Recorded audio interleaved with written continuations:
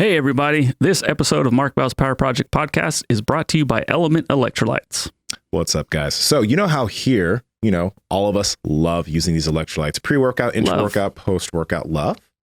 Love. Did I say love or love? Love. Anyway, love. Anyway, L-O-F-E. Love? Love. Love? Love. Okay. Well, I love it. I'm going to start using that word now anyway. But what I was going to say was, as far as performance, I used to think, because I used to do a lot, I used to play soccer, I did a lot of bodybuilding. I used to think that I had to eat a lot of carbohydrates pre-workout to be able to perform, 300, 400. And if I didn't have my carbs, I wouldn't be able to perform. But when I started, doing keto, doing carnivore fasting, I noticed that one of the big key missing factors was adequate hydration, and not just drinking a lot of water, but having adequate electrolytes. That's where Element comes in. If you actually use these electrolytes, you're going to notice a boost in performance, a boost in hydration. You're not going to be cramping. You're going to be feeling great during your workouts. They're just overall awesome. Overall awesome. And what's awesome about Element Electrolytes is they make things really, really easy for you. So you can do what we do, which is get the value bundle. That's essentially getting 3 boxes, and they'll send you a 4th one for free. So you can try multiple flavors. Highly recommend orange salt, citrus salt. Actually, they don't make a bad one. Even their non-flavored one is delicious because it's amazing, guys. But if you're not ready to full-on commit to the value bundle, you can go ahead and take advantage of the Element Recharge Pack. What's that? That's an 8 sample pack that they send you absolutely free. All you have to do is cover shipping. You can do so right now. You can go grab yours right now by heading over to drinklmnt.com/powerproject. Again, it's absolutely free for the recharge pack, or like I said, we like using the value bundle because that's literally the best value. Head there right now. Do the people do they get to see the new slingshot yet? I mean, I guess by now they've already seen it. Yeah, that thing is it's crazy. You're talking about the crazy mega powerful one that we made? Yeah. I benched 600 the other day with it. With for reps. Yeah, we weren't gonna release it because we're like, people aren't ready for this, but we just it's insane. Yeah. Well, I was surprised at what it's done for your physique. I mean, you've always been in great shape, but your arms, I mean, the triceps. Am I lying, Andrew? How long have you been using it for? It's been about 6 weeks, right? About 7 to 8 weeks. 7 weeks. Those came in quick then. Oh, what are you talking about? You've always had big arms, but I mean, a half inch? Oh, you talking about this? Yeah, that right there. Oh, I didn't realize. They look more sculpted. Oh, just rounder? Yeah. This is perfect because I have the sharper. I have a little bit. The camera. They look dangerous. They're thick. They're much thicker now. Yeah. That's what happens when you start benching 600 with a new slingshot. For reps, though, that's the crazy thing. I didn't do 4 reps. You said I did 4 reps. I did 3. And it didn't bother your shoulder at all? No, even my AC joint, everything's good. It's fucking crazy. Super Deluxe Mad Dog Pro Max Elite Level 10. Is my mic on? It's on, yes. Yeah. I wish I had one because I don't have any. Did you not get to use it even though you freaking had Tom make it? I've tested it, but I don't have a current one. No, they sold out. Denim and carbon fiber. The fact that you guys put carbon fiber in that thing is shocking. However the hell you figure out how to put Kevlar in there is... We were going to throw carbs in there too, but we didn't want to make it too crazy. Yeah. Potato starch. It feels great though. It feels really awesome. It doesn't feel like, any heavier than the other slingshots, but with everything else inside of it, it's awesome, dude. Mm-hmm. Good shit. I wouldn't be surprised if it made your dick bigger. I mean, not your dick, but just I'm usually about this big, just in general. About the size of this. Those are rough days, Yeah, when it gets cold. When it gets warm, I'm still this big. It's kind of nice when you have a bigger day. You're like, I'm not doing so bad. Yeah, you can take a few pictures. Yeah, shaking around a little bit. Yeah, I'm represented a little bit better today. Change with the door open type of thing. One of those days. Hey, summer's here, man. Summer's here. Yeah. Big dick energy. That was a great explanation of it too. We all could use that. It was weird when I asked him about it. He pretended like he never said it before. I just don't think anyone's ever been up front and been like, so what's big dick energy? Yeah. Right? Yeah. I think just the way you... I was trying to make fun of him too. And I think he just tried to breeze past that because I was like... I'm always thinking of these things when I'm watching TV and some of these people are in these high places. I'm always thinking who beat this kid up on the playground, or who's wondering how did this guy ever fucking be whatever he is, a movie star or whatever. And so when he's talking about big dick energy, I'm like, there's probably a lot of girls out there who are like, I don't know if you should be, I don't know if you should be saying that or claiming that, Oh man, there's probably a few. There's probably a few haters. Haters. We have a comedian on the show today, right? I mean, he's pretty funny. Yeah. How are we gonna translate this accent, this New Jersey accent? Oh, today? it's so good. Yeah, it's very East Coast. He's got an accent and a half. That's I what can't I wait think. to hear this. Yeah, that's what makes everything so much better. Like he'll say just a normal thing, but he'll say it with an accent. You're just like, nice. He's like, what's wrong? Like nothing, dude. Just keep going. Dude, have you guys ever seen the videos of my boy Zach scaring the shit out of his son? No, I haven't. I really haven't. We'll It's have to ask him amazing. why. He's been doing it like since his kid was like, born basically. Mm-hmm. And he just like pop out from like behind a car or pop out of a closet or fucking scream at him in the kitchen. And like more recently, he just had a video of like, I think he got bored of like scaring him.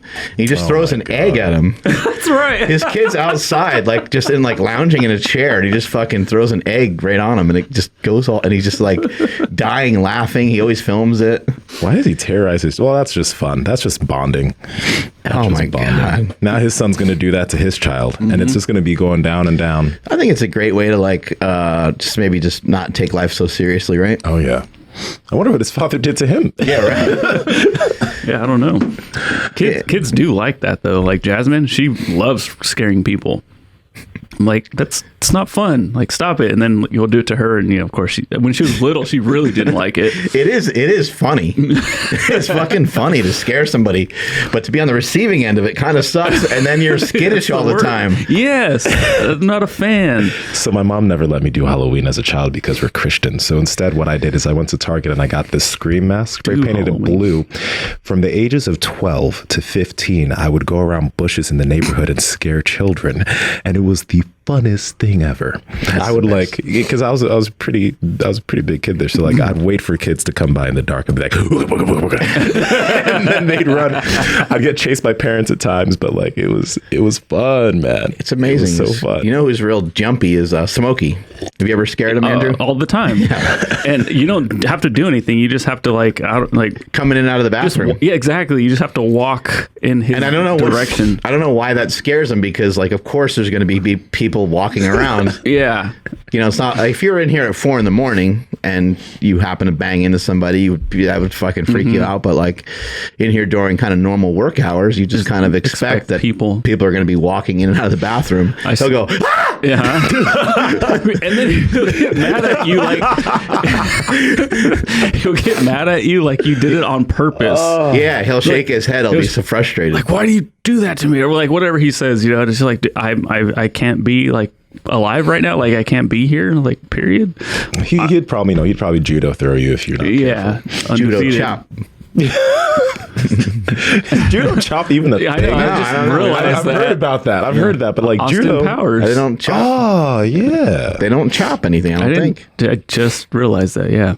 they really need to make another Austin Powers movie. Is that guy still alive? He's still around. Yeah. Okay. They really need to make one He's where on he's some older. more recent commercials. Wayne's World. Yeah, Wayne's World commercials. Yeah. Oh shit. Yeah. Very cool. Mike Myers. Mike Myers. Yeah. I always scare people in the break room because I'll be sitting in one of the tables just quiet eating, and somebody will just not see me. They'll come in and start washing a dish or making their own food. You'll be like, yo. And they'll be like, what the fuck? I'm like, dude, I've literally been here for like the last 15 minutes eating, like not trying to be quiet.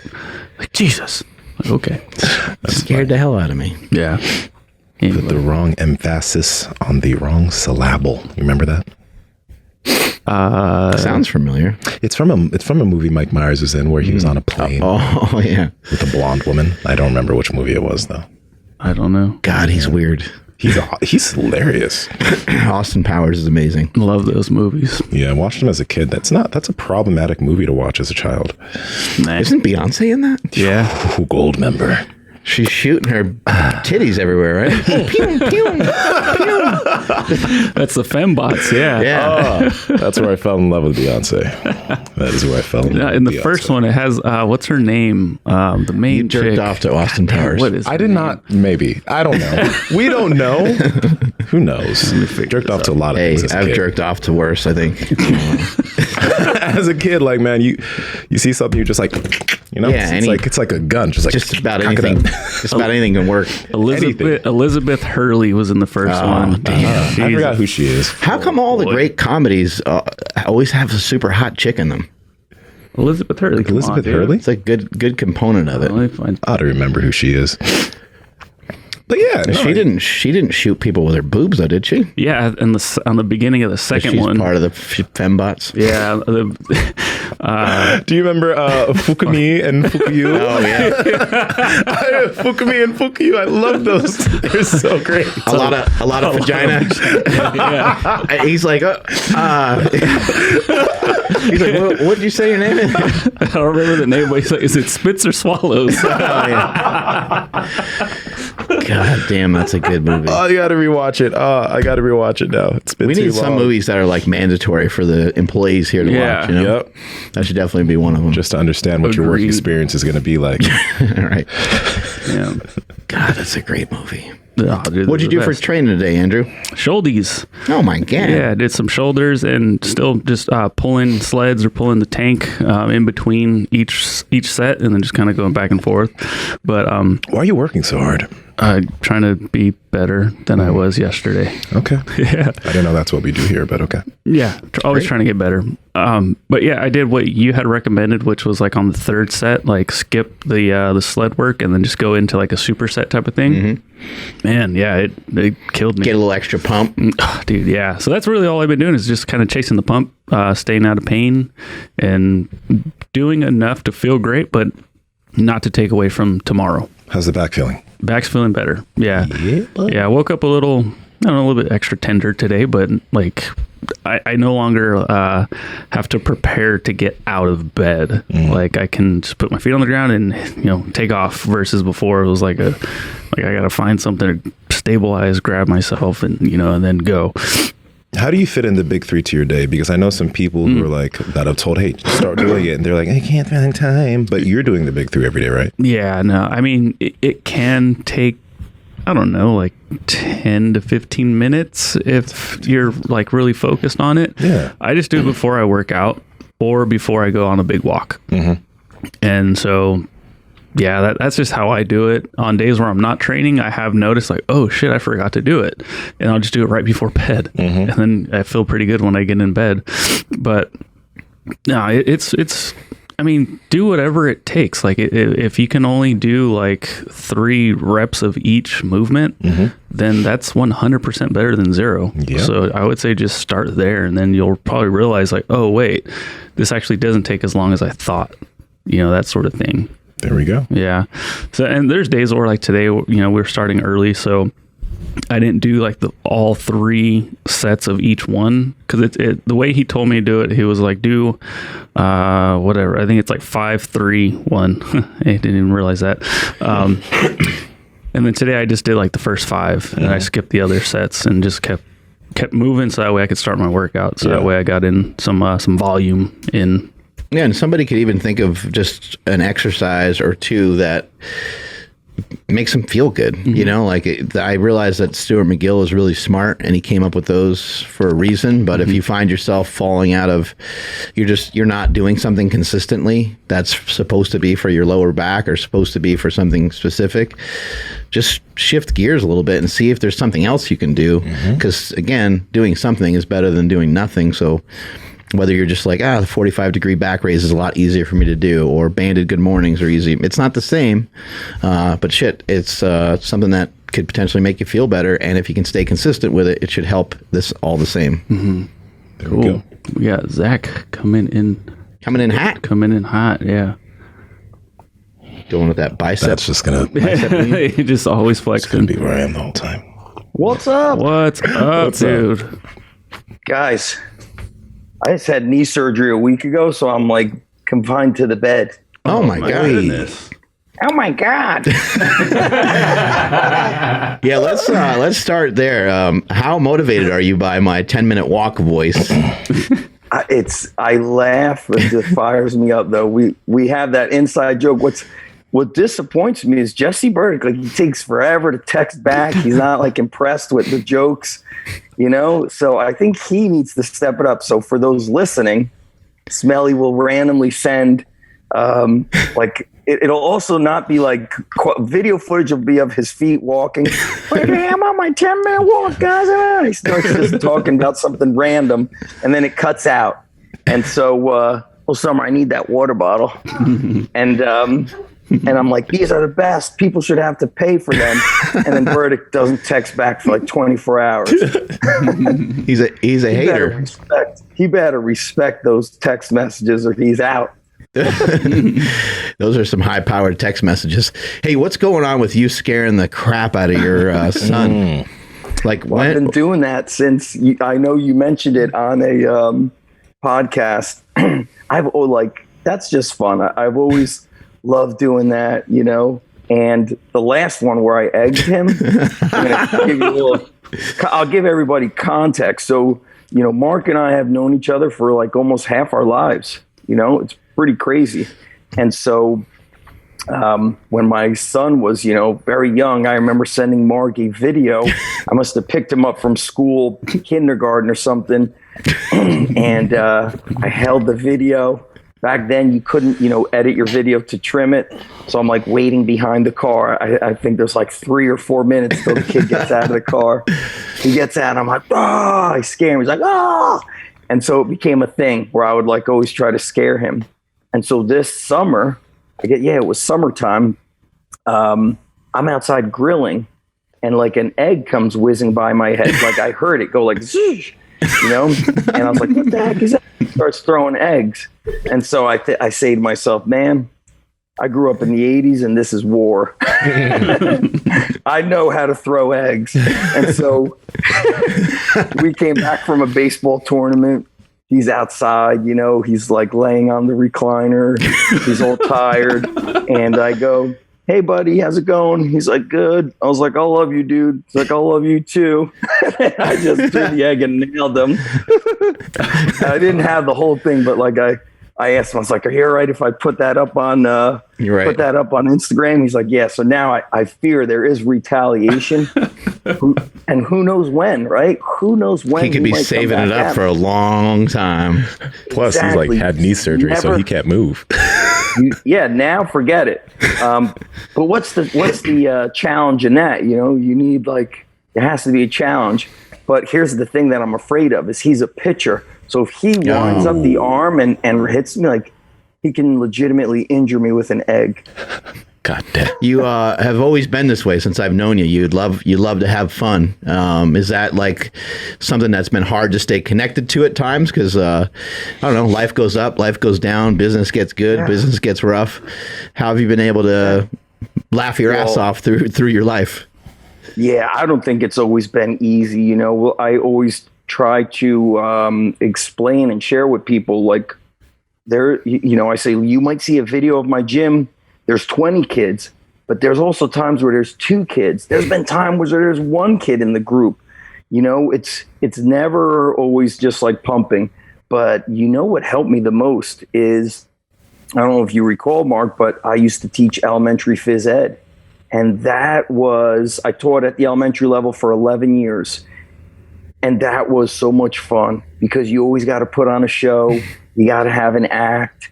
And even if you're having a bad day, like those kids, they don't hold on to stuff. So just things, I think that was such a powerful thing for me with learning just how to have fun.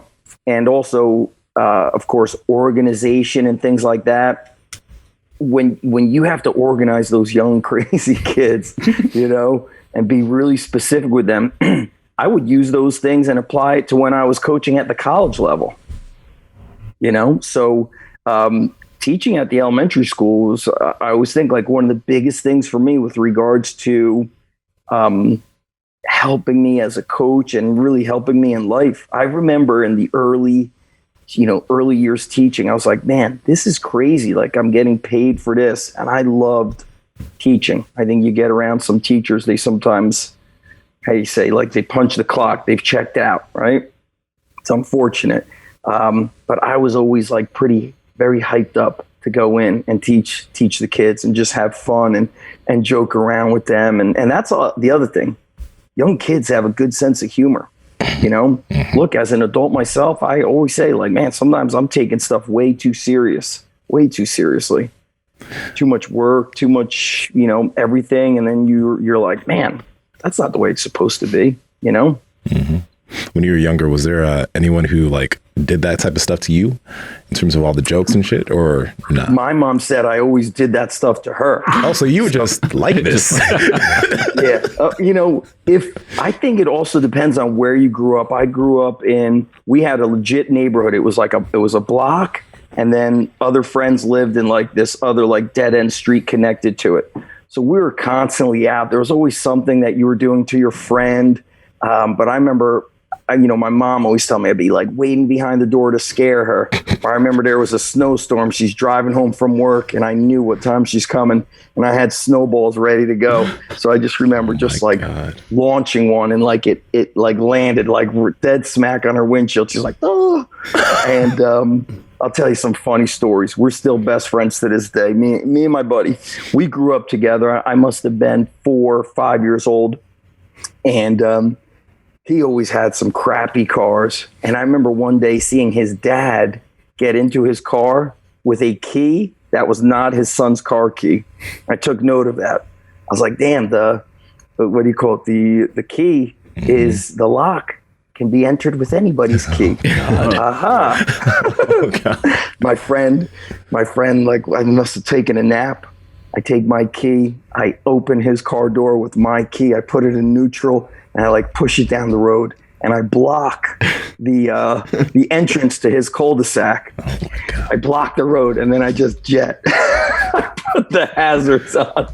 He told me like later in the afternoon, he's like out cold sleeping. His grandma's flipping out. There's people outside honking the horn, trying to enter the neighborhood, can't exit the neighborhood. And they're like, what? They're like, what's wrong with you? You parked your car, you blocked the street, and then you took a nap. Who does that? He's like, I never did any of that. And so I had to tell him, I was like, I got to come clean. I did it. And let me tell you one last funny story before the next question. So, you know, our friend John Wellborn, our boy. Yep. So John has his podcast, and they have a hotline to call in and ask questions. So I call the hotline one day, and I have the Arnold Schwarzenegger soundboard ready. I'm ready. You know, it's like, this is Detective John Kimball, you know, ready to go. And then one of the guys answers the phone.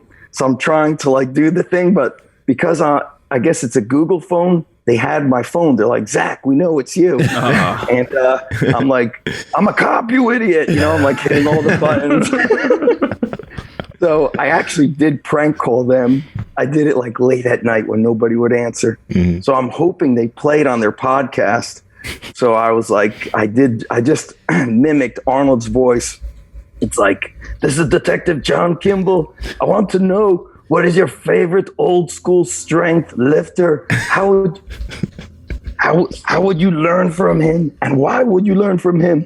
Tell me now. You know, and then at the end, I think I said, I'll see you at the party, Richter, you know, from Total Recall, when he like rips the guy's arms off. Oh, man. So they haven't said anything to me yet. I'm hoping they don't know it's me. They're going to hear that New Jersey tone in there somewhere. Yeah. Yes. An Arnold Schwarzenegger, New Jersey accent. Zach, how'd you go from elementary school teacher into being a strength and conditioning coach? So I was teaching at the elementary level for 4 years. And on my second or third year, I started coaching middle school wrestling. Once I started coaching middle school wrestling, I would go to the middle school after, you know, the day after a match, and I would do a morning announcement because I had a morning prep. So I'd be like, good morning, TJ, Coach Even-Esh here. And I can't remember what our mascot was. TJ, I can't remember who we were, but I'd be like, Frank the Tank got another pin in the first period. Like I would do this whole like shtick. And then the principal was like, when you making the move to the middle school? When you coming to the middle school? I was like, never. I'm not doing it. And that was my third year, then my fourth year, then my late fourth year. I'm like, you know what? I think I'm going to go to this middle school, change the way they're doing phys ed there. You know, I really thought, looking back, I'm like, I think I had like a God complex about how influential I could be as a teacher. My principal says to me, Zach, you're making a mistake here. You're making a bad move. He's like, I know you. He's like, you are not going to do good there. I was like, I think I could do this. I'm going to change, you know, everything over there. I'm a 5th-year teacher. I'm coaching wrestling, of course, there. Those were the early, I'm talking like 2002, 2003. It's the early years of, Nsima, how old are you? I am 28. 28. Yes, sir. When I want to say something real quick, he may not know the Jerky Boys, but for anybody in their 40s, when they call, when he does that call, he's like, how old are you? You sound like a young kid. Yeah, the Jerky Boys were amazing. They're just like prank callers, basically. And they would record it, and then, I don't know, kind of like just went viral back before you could go viral. People would share cassette tapes with each other. Yeah. With a cassette tape.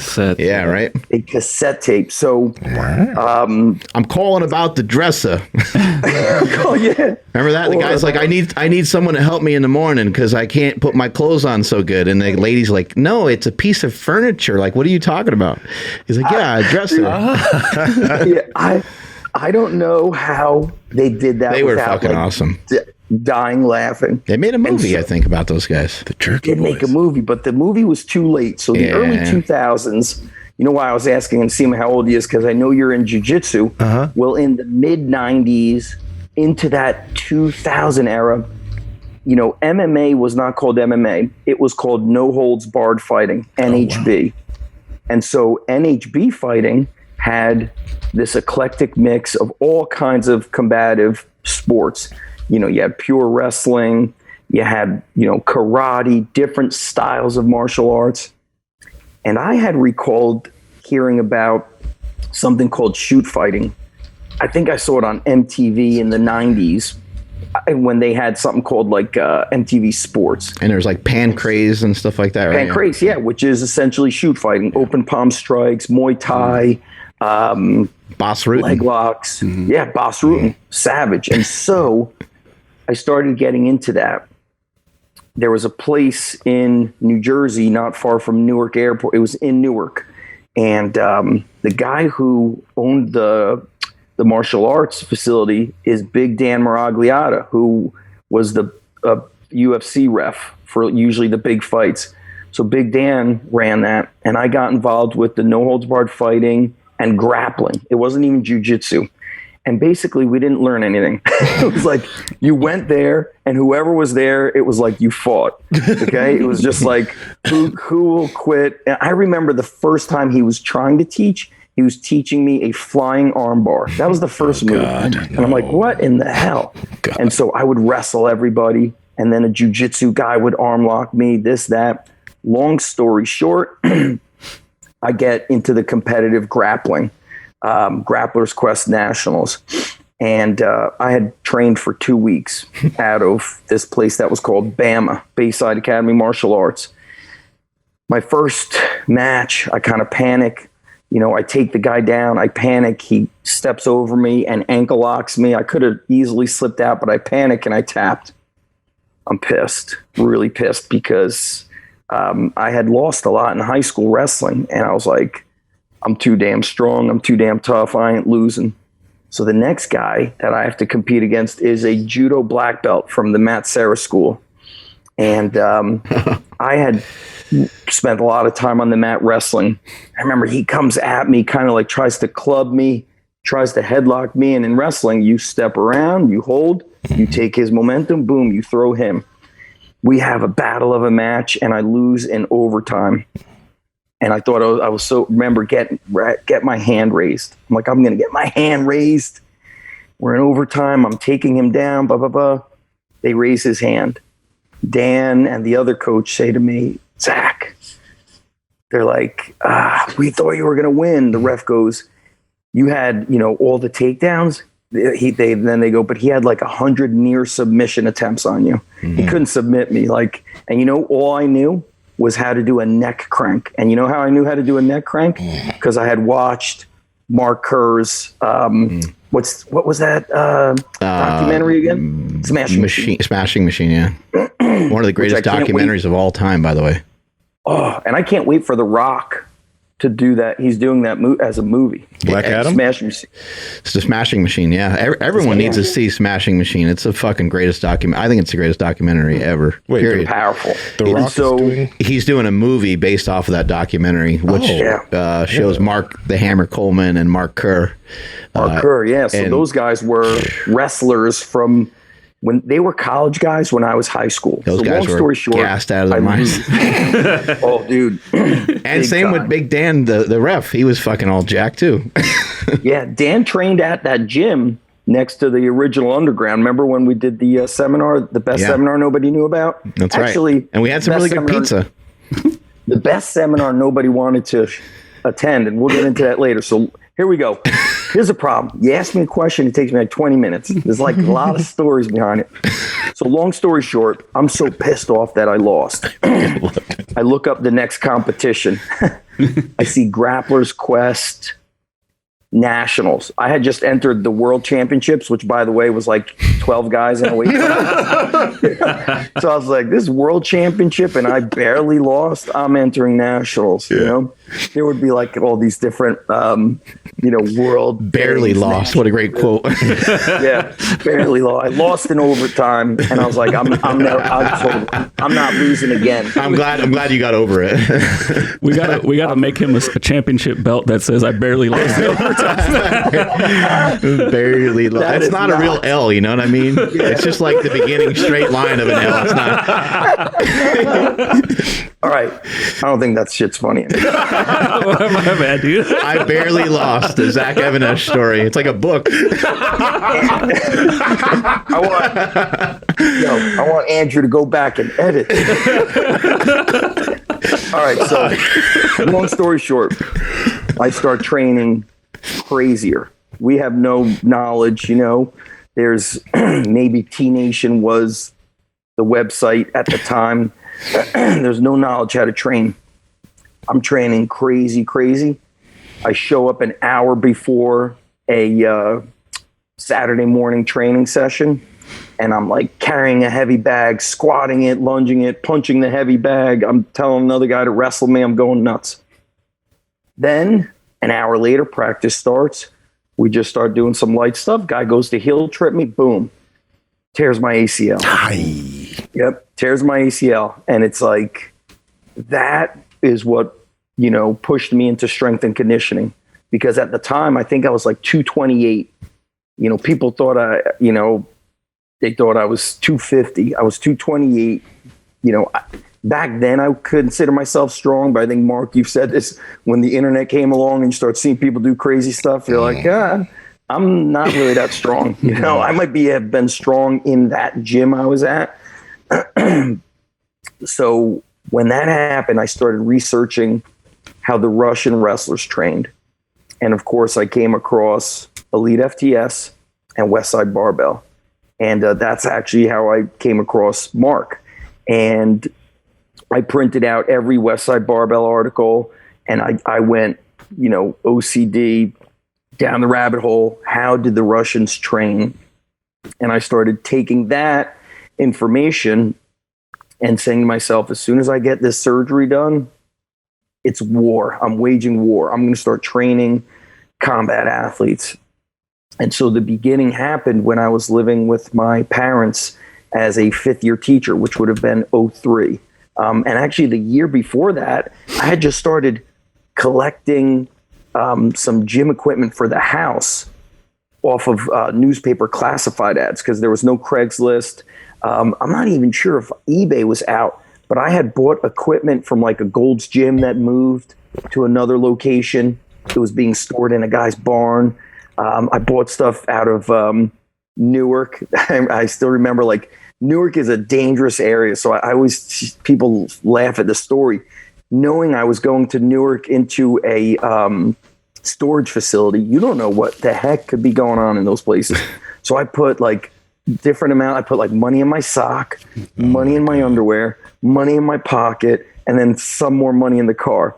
So I was like, if on the way I get jumped or somebody tries to like destroy me, they don't get all my money. You know? They won't get the money in the underwear. They only get like maybe the money out of the pocket. And so I started buying equipment the year before because I hated what was becoming of these normal gyms. And I started training some local kids in my neighborhood, a basketball player, his brother who was just, out of school, flag football, then his friend. They just started training out of my garage. So kind of the beginning was 2002, but nothing really happened until I tore my ACL and came across, I really think coming across, Dave Tate, Jim Wendler, Louis Simmons, Westside Barbell. Those were the game changers for me. And I began calling Louis every week on the phone. As you know, Mark, when were you there, Mark, by the way? What years were you there? Probably 2005 or 4, something like that. Okay. So you were able to call him on the phone and he answered, or Doris answered. Westside. And would, and then she'd be like, Lou, back from New Jersey. Yeah. And then Lou would get on the phone and you'd ask him a question and then he'd kind of like, just like unravel. He would always teach through stories. You'd say, hey, I'm training, these wrestlers, they're undersized. He's like, I'm training these 3 wrestlers right now. And then he starts telling you what he's doing with them. And it starts kind of opening up my mind. And every week, once a week, I would call Louis. I don't know how long it lasted, at least a year. Wow. And just hopping on the phone with him. Tommy Myslinski, I remember, did his graduate thesis on the Russian conjugate sequence system. Milo played in the NFL for, I think, 10 or 11 years for Jacksonville. Then he coached there 10 or 11 years. So these guys were at the forefront. And of course, you guys yesterday, you had Mark Uyama on. He was talking about James Thinker Smith. James Thinker Smith was sharing information, but it was too, to me, it didn't have like thick, freedom to it. Yeah, it kind of was like this, the stuff he said seemed like it was like, it was a little bit like super training. It was a little bit like the book Super Training. It's hard to take information from Super Training and actually go apply it. Like you can't rip a page out of it like you would with a magazine where you're like, oh, this guy did 4 sets of 10 incline bench. Correct. Like I'm going to try this myself. Super Training, you're like, this is great information, but I don't really know what to do with it. James a little bit like that. Yeah, until you've been in the weight room and done a lot of training, then it starts making sense. And so I learned easily from Louis because he shared through stories. He would tell me about training Mark Coleman's old training partner, Kevin Randleman, who passed away. So I don't know how much into MMA you are, Nsima. I know you're competing in jiu-jitsu. Yeah, look up Kevin Randleman, of just a fucking beast. The monster. So Kevin Randleman was, he was a genetic freak, of course, but he was also just, Ohio was known for their wrestling, as was Pennsylvania. Oh, shit. But Kevin, yeah. Damn. Yeah. You got to get on the history books, my bro. Whoa. Yeah, jacked. Yep. And so he basically, those guys trained like bodybuilders until incredible. Louis started training him. And I think Mark Coleman didn't want to train with Louis. And same thing if you look at Mark Kerr and the Smashing Machine, he's doing leg press, Smith machine squats. That's what we knew, unless there was a underground kind of guy, So in the early 2000s, training with kettlebells was underground. Doing Olympic lifting, I don't know where you would find somebody to teach you Olympic lifts. It was usually a former collegiate thrower who was lifting out of his garage, who had bumper plates from the 70s, who might invite you in to teach you how to train. I recall, I recall Pavel was, talking about kettlebells and stuff. And I think at the time, most people just viewed it as a gimmick. And I remember like seeing stuff like that. I was like, oh, that's just for people that can't lift. Like that's for people that aren't that strong. Like that's kind of what I kind of dismissed it. And then Louis started talking about it for getting in shape and general physical preparedness. And he brought a lot of kettlebells in. And once he brought them in and kind of explained like, look, man, if you're just in better shape, you'll be able to A, to do this for longer, and B, your recovery will be through the roof. And a lot of guys didn't listen to Louis, and a lot of the guys that didn't listen to him, they crashed and burned, man. The guys that didn't drag the sled, the guys that just didn't take that little extra care of themselves because, the way that they were powerlifting was pretty dangerous, like gaining all that weight and doing all the things. I did a lot of those things, but I always stayed connected to having some level of preparedness and some level of fitness, tried to keep it in there all the time. I think Pavel visited West Side maybe before you got there, probably because he was doing something at the Arnold Sport Festival. Observe. Dude, in those early days, everything was so like, I don't know what the word is, but you had to have like some sort of angle. And honestly, when I was underground strength, I remember when Ryan Lee asked me to describe it, I simply said, I don't really follow the rules. I don't just do this. I might use some of these old school bodybuilding methods from the 60s and 70s. I'll use kettlebells.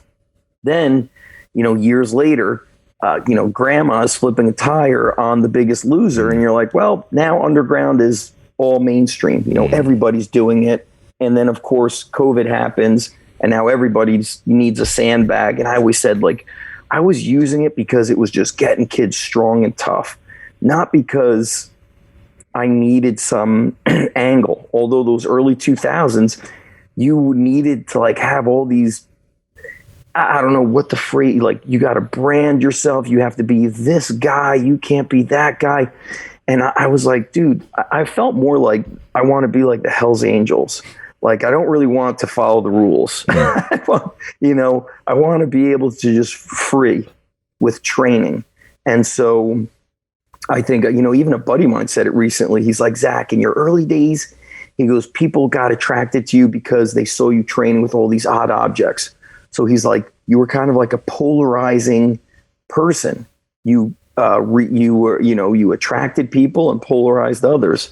And he's like, now, because you openly say you believe in all these training methods, he's like, that's kind of gray. He's like, it doesn't like blow people's minds. And so like that video that came out with Robert Oberst, he's like, don't deadlift. Now, that video went like crazy. It went like and to me, I'm not into that. I'm not into having to play some fake ass game about, I don't care what you have. I'll get kids strong, adults strong, using a stone, using a barbell.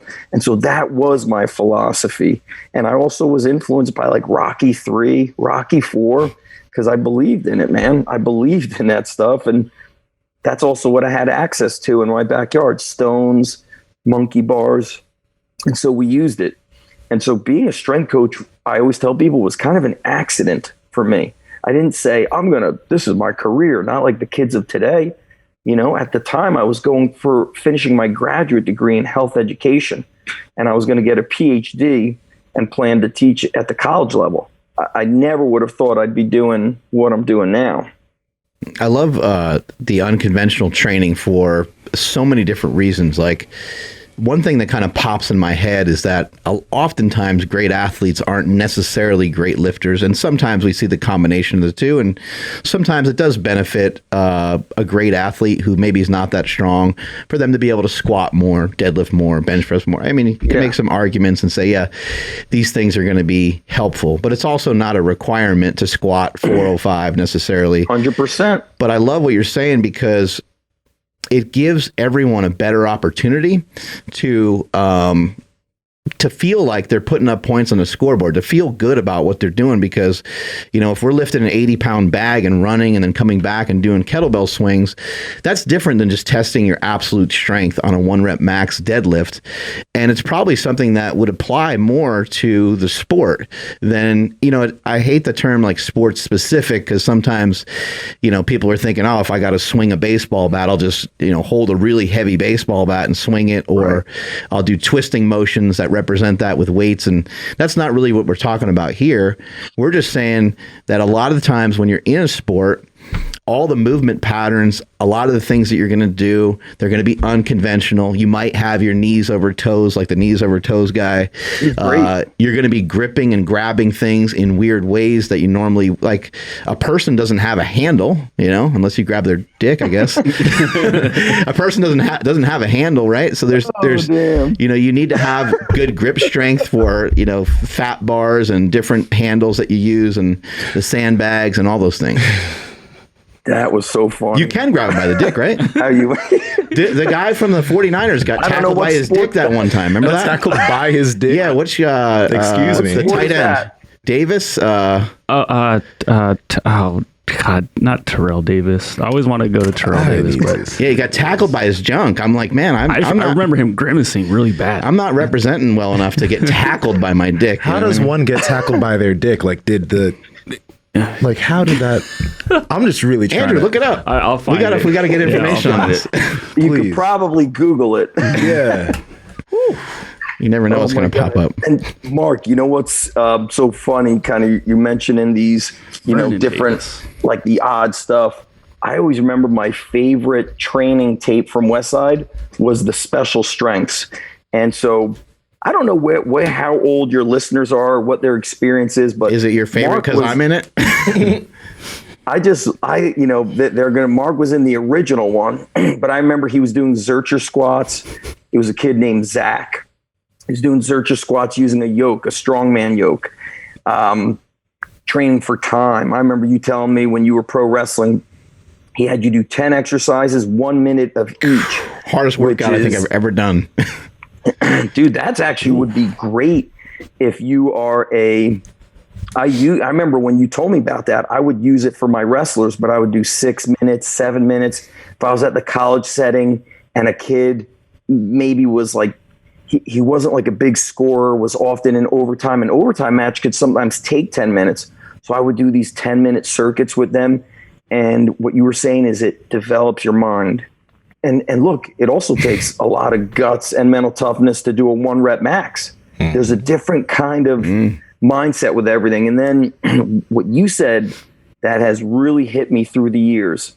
And, Mark will tell you this, our boy House, Thinker Smith, because they've been in the NFL. When I was at Lehigh, there was a heavyweight benching 405 in season. He would do one-arm rows with 180s. Jeez. And he was not our starting heavyweight. He wasn't even the starting guy. I remember being very nervous with him benching 405 in season. I was like, holy F, please don't tear a pec. Like, I did not like the idea, but he insisted, and he hit 3 clean reps. I remember being at Rutgers.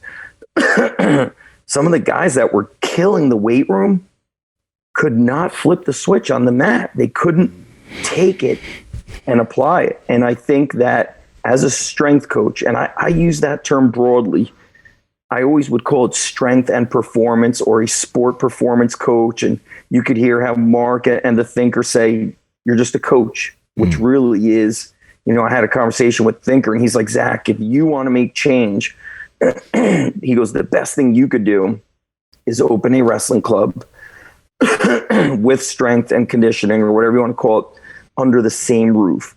But with my knee has been, bad through the years. Like, I'm not going to do jujitsu or wrestling again. But in the Russians, or the Soviet Union before it was Russia, that's what they did.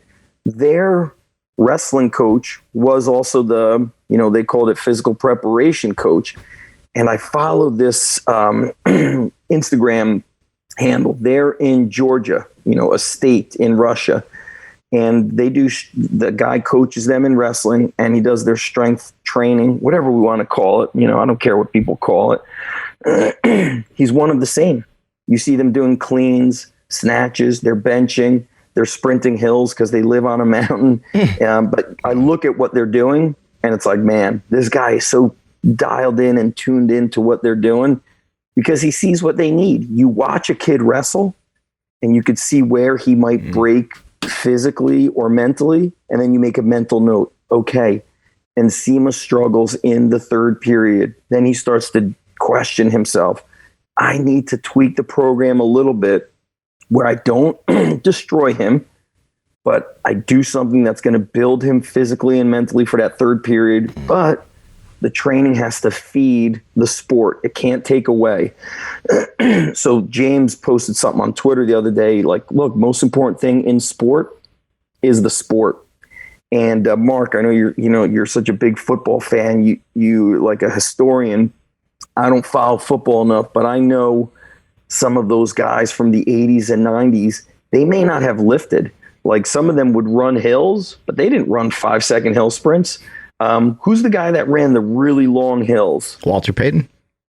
Payton ran hills, and did Jerry Rice? Jerry Rice hills? ran a lot of hills. Yeah. I think Jerry Rice ran his hill that he ran was like a distance. Right.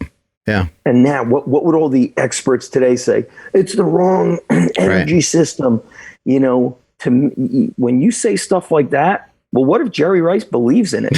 Now I'm going to take away this because it's the wrong energy system. Sometimes a training doesn't have to be scientifically appropriate, but if the athlete believes in it, it will have a carryover. There's a wrestler from Oklahoma right now who's a true freshman. He just won the national title last weekend. He was the only true freshman to do it. I don't know how many true freshmen have done it. It's quite rare. He's got like a 655 deadlift. Now, if we watch his deadlift, the technique is dangerous. His lower back is round, right? The upper back, okay. But when your lower back is round, you know what I say is like, you only got so many of them before something bad happens. Mm-hmm. But guess what? He don't care. He don't give a fuck. He doesn't. He believes in it. So when they interview him, he's like 655 deadlift, baby, woo! Like he shouts it out. He, when he benches, he's bridging. He did a squat with like 600 pounds in season. He only squatted like 2 or 3 inches onto like a high box, but he walked it out. As a strength coach with the number 1 kid in the country, I'd be like, bro, not on my clock. You ain't walking out 600, 3+ times your body weight, 3 times plus your body weight. But he did it. Some guys are crazy and they need it. And I bet you picked up on that in those early West Side years. Like you could say, it doesn't make sense to do that, but he's crazy and he believes in it. And so it makes sense for him. And that's a very interesting area for me in strength and conditioning, or whatever the heck. I don't even know what we call it anymore. It's so stupid. But Zach, let me ask this, man. When you're talking about that guy who's deadlifting 655 and you can see that back, I understand like some athletes need that level of crazy, right? Like before COVID happened and the gym that I like to go to, the sauna, right? Before that all happened, I really liked the sauna, and a lot of strength coaches or whatever would be like, oh, that's not going to be good for you because it'll whatever. But I like it. I like the way it feels. But that deadlift example, that just makes me nervous. Like I know he's crazy. I know it's probably helping him, but like that legitimately seems like something that, that you should probably, tell him to back off of or tell him to fix over time, because it is a matter of time. I mean, I just freaking pulled a muscle in my lower back with 265 because I was warming up the wrong way. You know what I mean? So it's like, you gotta listen. You need to warm up when you tackle dicks. I know. I just be going for these. I just be going straight up on these, man. It sucks. I should warm up more. Listen, but yeah, I think when you are a coach at the college level, you have, Louis Simmons always said these great athletes are eccentric. This is why you see on Instagram and Twitter a high level, running back, wide receiver doing stuff, standing on a physio ball and all that crazy stuff. They believe in it. Mm-hmm. This kid deadlifting really heavy. Now I feel like you got more pressure. You're a national champ. Now you got to do it 3 more years. You got 3 more years. You got to do it. And I know guys who did it 2 years, then their 3rd year they lost. Like, you never know who's coming down your back. If he deadlifts more, will he be a better wrestler? I don't know. But if he starts deadlifting lighter with the flat back at 405, what's that going to do to this? Then where do we go? Then what happens?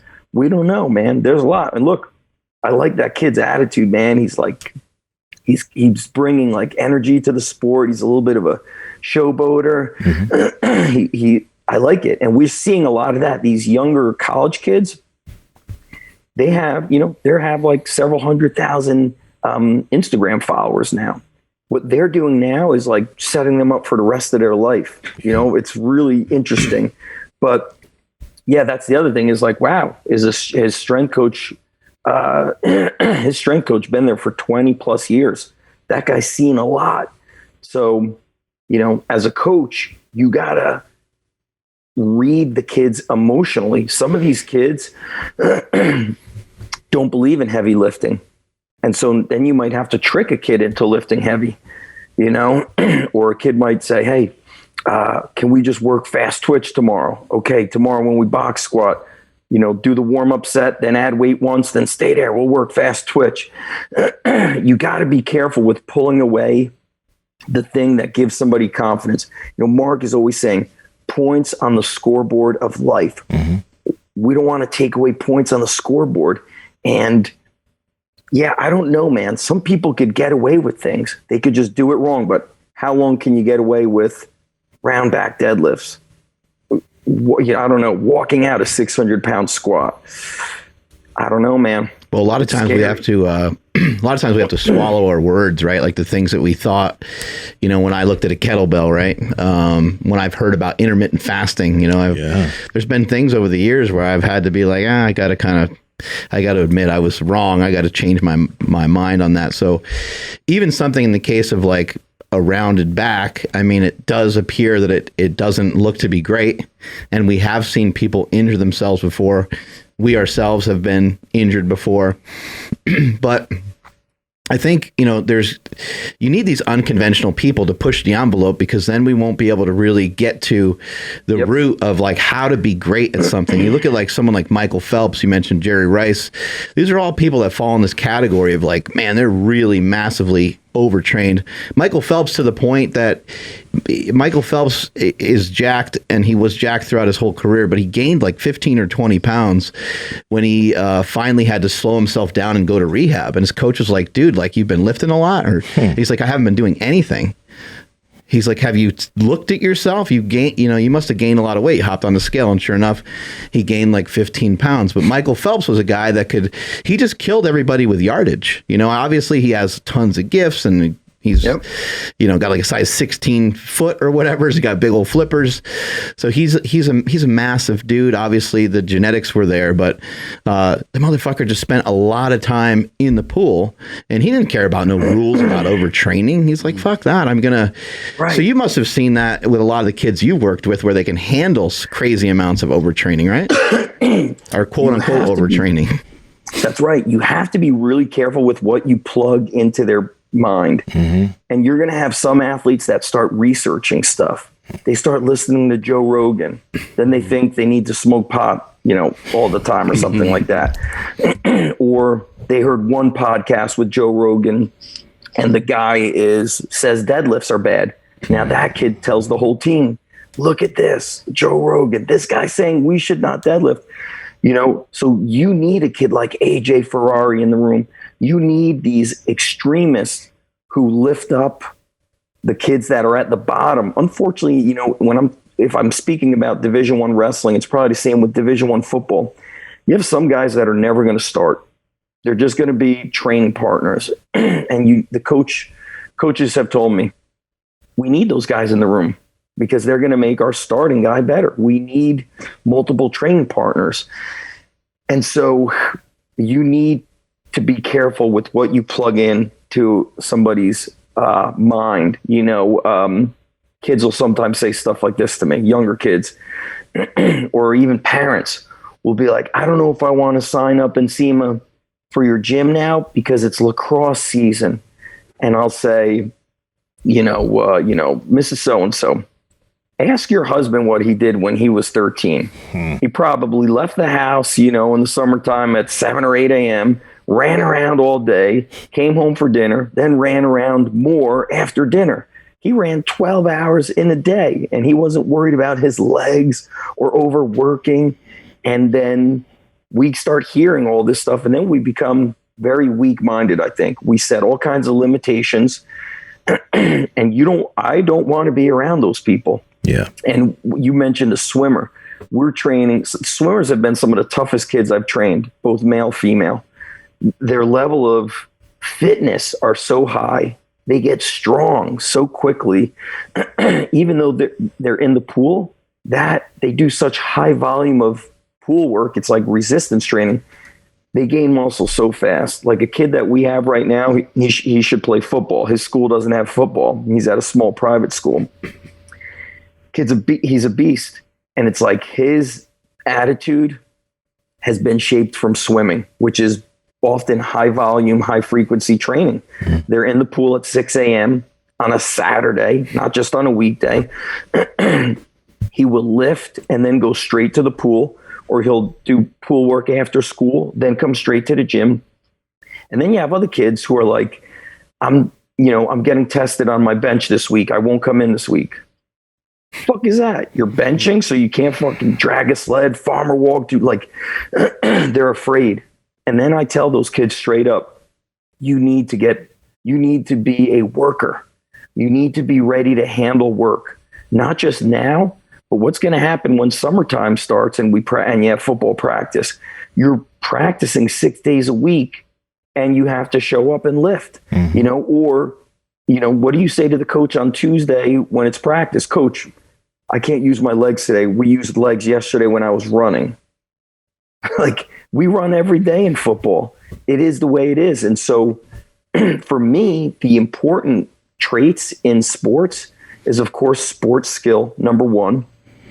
And then you need strength, speed, and toughness. You have to have grit. If you're not tough, you will crumble when those matches or games are at their toughest, when they count. You don't want to, what did I say? I almost won. You don't want to be the guy that has a bunch of almost wins.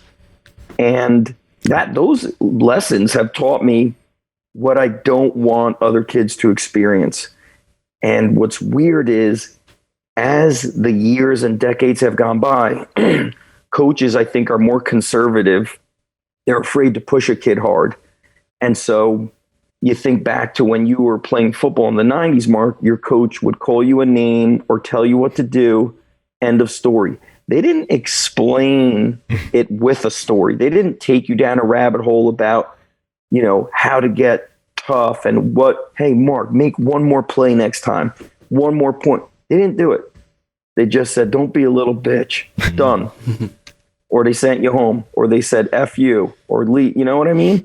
Now we're always explaining and we're massaging the whole thing, and it takes forever, where you need some more, I think the tough experiences shape you. If you don't have challenging things in sport, how we're not going to win when it really gets close to the wire. You said you're a big fan of Rocky. Do you remember the scene in Rocky where Rocky and Mickey are talking? Oh, yeah. I know what you're going to say. They're talking over their game plan, and Mickey's like, hey, man, I think your CNS is fried. And Rocky's like, oh, I totally agree, man. Like, we shouldn't run today, and let's not have any raw eggs, and let's not beat the shit out of Mr. T, and let's not beat up Ivan Drago. Remember that scene?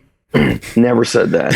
But what about, remember the scene where he said, it's Rocky 3, he's gonna fight Clubber Lang, and Mickey says he's done, and Rocky's like, why are you leaving like this? And he's like, you can't win. He's like, this guy will kill you, da-da-da. And he goes, all this stuff you got, this beautiful house, the money. He's like, it's beautiful. He's like, but the thing that happened to you is the worst thing that could happen to any fighter. He's like, you got civilized. And so I'll be honest with you, when I'm in my gym in the summertime, and I know it's crazy hot up by you too, it's like 100 degrees in the gym, and kids are asking me about air conditioning and this and that. And let me tell you, I'm in there for 4 hours. I'm exhausted. I'm 45. I'm not 25 anymore. So it has a different toll on your body. And I'm like, man, comfort is the enemy. We need this. It's, I get it. It's not comfortable, but being comfortable it doesn't help you in any way, whether it's sport related or not. That's the tough thing about nowadays, because there's so much information out there. Like there's so much really cool information and evidence and science-based shit. But what you were saying, it really messes with people's belief in terms of like what they can probably do in the gym, or how big they can get, or how strong they can get. Just because you have so many individuals that are saying, oh, the evidence says you can't do this much volume, and the evidence says you shouldn't be training this much. And it makes people scared to just go fucking try shit and see what they can handle. It's so frustrating. Like, I'm frustrated for people that are getting into strength training, because I'm just like, y'all just fucking scared. Like, everything just scares you. Yes. I openly say, man, it sucks. I've learned so much. I've gotten so smart with all this stuff. And I'm like, I think sometimes the training I did out of the garage was better, because I didn't overthink. I wasn't overthinking, and kids weren't getting stuff implanted. And look, at the college level, at the high school level, kids aren't really doing too much research, but at the college level, you always got like 1 or 2 or 3 guys that have these, they always want to feel just perfect, just right. I heard this, I listened to that podcast, and you brought up something real interesting. When I was 18 in Israel visiting my grandparents, my brother was in the Israeli army, and a guy had just opened a gym. I mean, I don't want to call it a gym. It was like a small room. It had a bench that if you wanted to squat on it, you lifted the uprights and turned it around, and somebody had to sit on the bench, because when the bar would be in the uprights, it would flip. So you'd have to have people sitting on the bench if you were going to rack the weight. So my brother was telling me about this crazy guy named Joe, who came to Israel to be a Navy SEAL, who was airborne Army from Miami. So I get to the gym one day, and I see this guy benching 295, and he had the strap. He's strapped in. Remember, the straps. This is 1994. So a guy he's like trying to make 295. It's like, looks like he's going to die. Somebody runs over and touches the bar. He flips out on the dude, and he's trying to speak in Hebrew. He can't speak Hebrew. And he's trying to say to him, just a little, you shouldn't have touched it like that. And so Joe he'd bench 3 days a week. He would curl after every workout, 5 sets of 10 with a 45 on a curl bar. And before every workout, he would do sit-ups. I remember one day we did a very hard leg workout, very hard squats, lunges, RDLs, leg extension, leg curl, just those volume days. We're done. I'm crushed. A hard leg workout, as you know, destroys you. Then Joe puts a 45 on a curl bar and starts curling. He's like, nuts. Joe's nuts. Joe, by the way, became a Navy SEAL. He came back to America, became a Navy SEAL. I go, Joe, can't do that, man. You're going to overtrain. We just did biceps yesterday. Puts it down. He goes, you think the boys in the pen give a fuck about overtraining? He goes, they do their benching and curls and sit-ups every day. And then he goes back and starts curling. I will never forget that. That was summer of 1994. He said that to me. And, speaking of early days, 2000 strength coach, I don't know if you remember, Mark, but when I was a phys ed teacher, I called out sick, and I went to the prison in New Jersey. It's called East Jersey State Prison. It used to be called Rawway State Prison. They filmed the movie Lockup with Sly there. Did you ever see that movie, Nsima, Lockup? I did not. You better get with it, boy. Put that in the notes. If you want to keep this job, we're talking movies. So they filmed the movie there.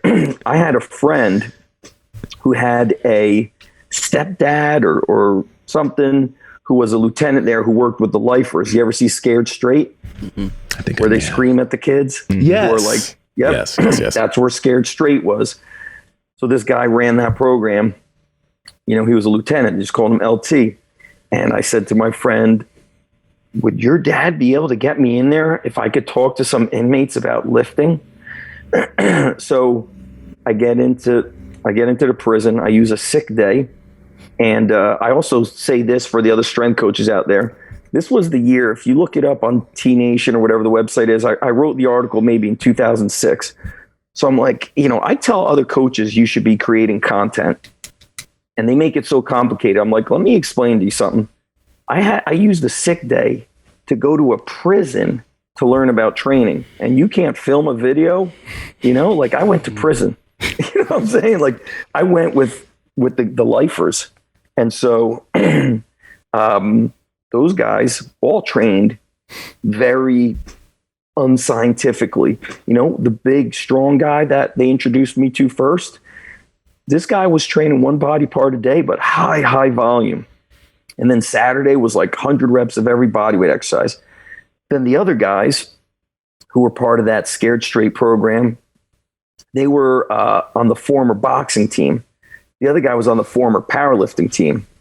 They had powerlifting teams in the prisons. They'd go and compete. The boxers did high volume calisthenics. Those guys, so I don't know if I was 30 at the time going there, 2006, so 16 years ago, something like that. These guys were 45, later 40s.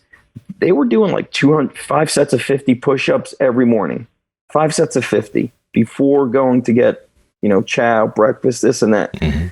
If I share that with somebody, I'll be like, when's the last time you did 5 sets of 50 push-ups in a month, in a year? You don't. My early mentor in strength and conditioning, Coach Reeve, was doing 500 push-ups a day. He did 500 push-ups before winning a state title in high school. He weighed in, did his 500 push-ups. He believed in it. The coach told him, do a lot of push-ups. You'll be a great wrestler. How many kids have done 500 push-ups the last month? But you tell me you want to get strong. What do you do on your own? And so I tell you, coaching has gotten really tricky and hard through the years because they overthink it when you can't escape hard work in training or any athletic endeavor. Yeah, there's going to be a outlier who will be a successful athlete, but once they get to the college level, you can't be lazy and successful. It's just not going to happen. It makes me wonder, when people in prison, they get really strong and really big. You ever heard of like when women get together and they start living together and their periods sync up? You've heard of that phenomenon, right? I feel like it's the same thing in prison. Like you got all these dudes with high levels of testosterone together and they just train and they just get big for no reason. Dude, you know why? Why? You know why? There's always a threat around the corner. For example, I was thinking about this. I think about it a lot, but I was thinking about I always think of Mark when I drive up to Lake George and past Poughkeepsie. I always snap a photo for him of Po Town. But I think to the first documentary that your brother made, Bigger, Faster, Stronger. I was thinking to myself, man, you started training, you guys were doing all this wrestling together. Your brothers probably would beat you up sometimes. And then if they weren't trying to beat you up, there's usually, remember the kid who took your football? Yep. Joe Garlip. There was always somebody in the neighborhood who was going to kick your ass. And if it wasn't in the neighborhood, then somebody at school was going to kick your ass. Somebody was a bully. Somebody was going to take your lunch. Somebody was always at, the BMX dirt track you went to and would take your bike and throw it. And so my early days of doing push-ups was not because I was like, I will be a better athlete. I'm like, man, if I continue to be weak, I'll continue to get my ass kicked. And nobody's going to respect me skinny and weak. And then what is the greatest respect you can have, Smelly? Self-respect. And you get it through work. And so I tell these kids, I live in a really nice town. Has my son ever been into a fist fight? He's 12. No, I was punched in the face, I think by age 7, got beat up. And so same thing at the high school. I'll punch you in the face right now. Take that football. Then you punch that kid in the face when you saw him. Yep. And I think you're threatened you're in prison. And if you ain't strong, now you got a bigger target on your back. Mm-hmm. And I don't think, maybe people are like, well, they're doing it because, it feels good, emotional health, yada, yada.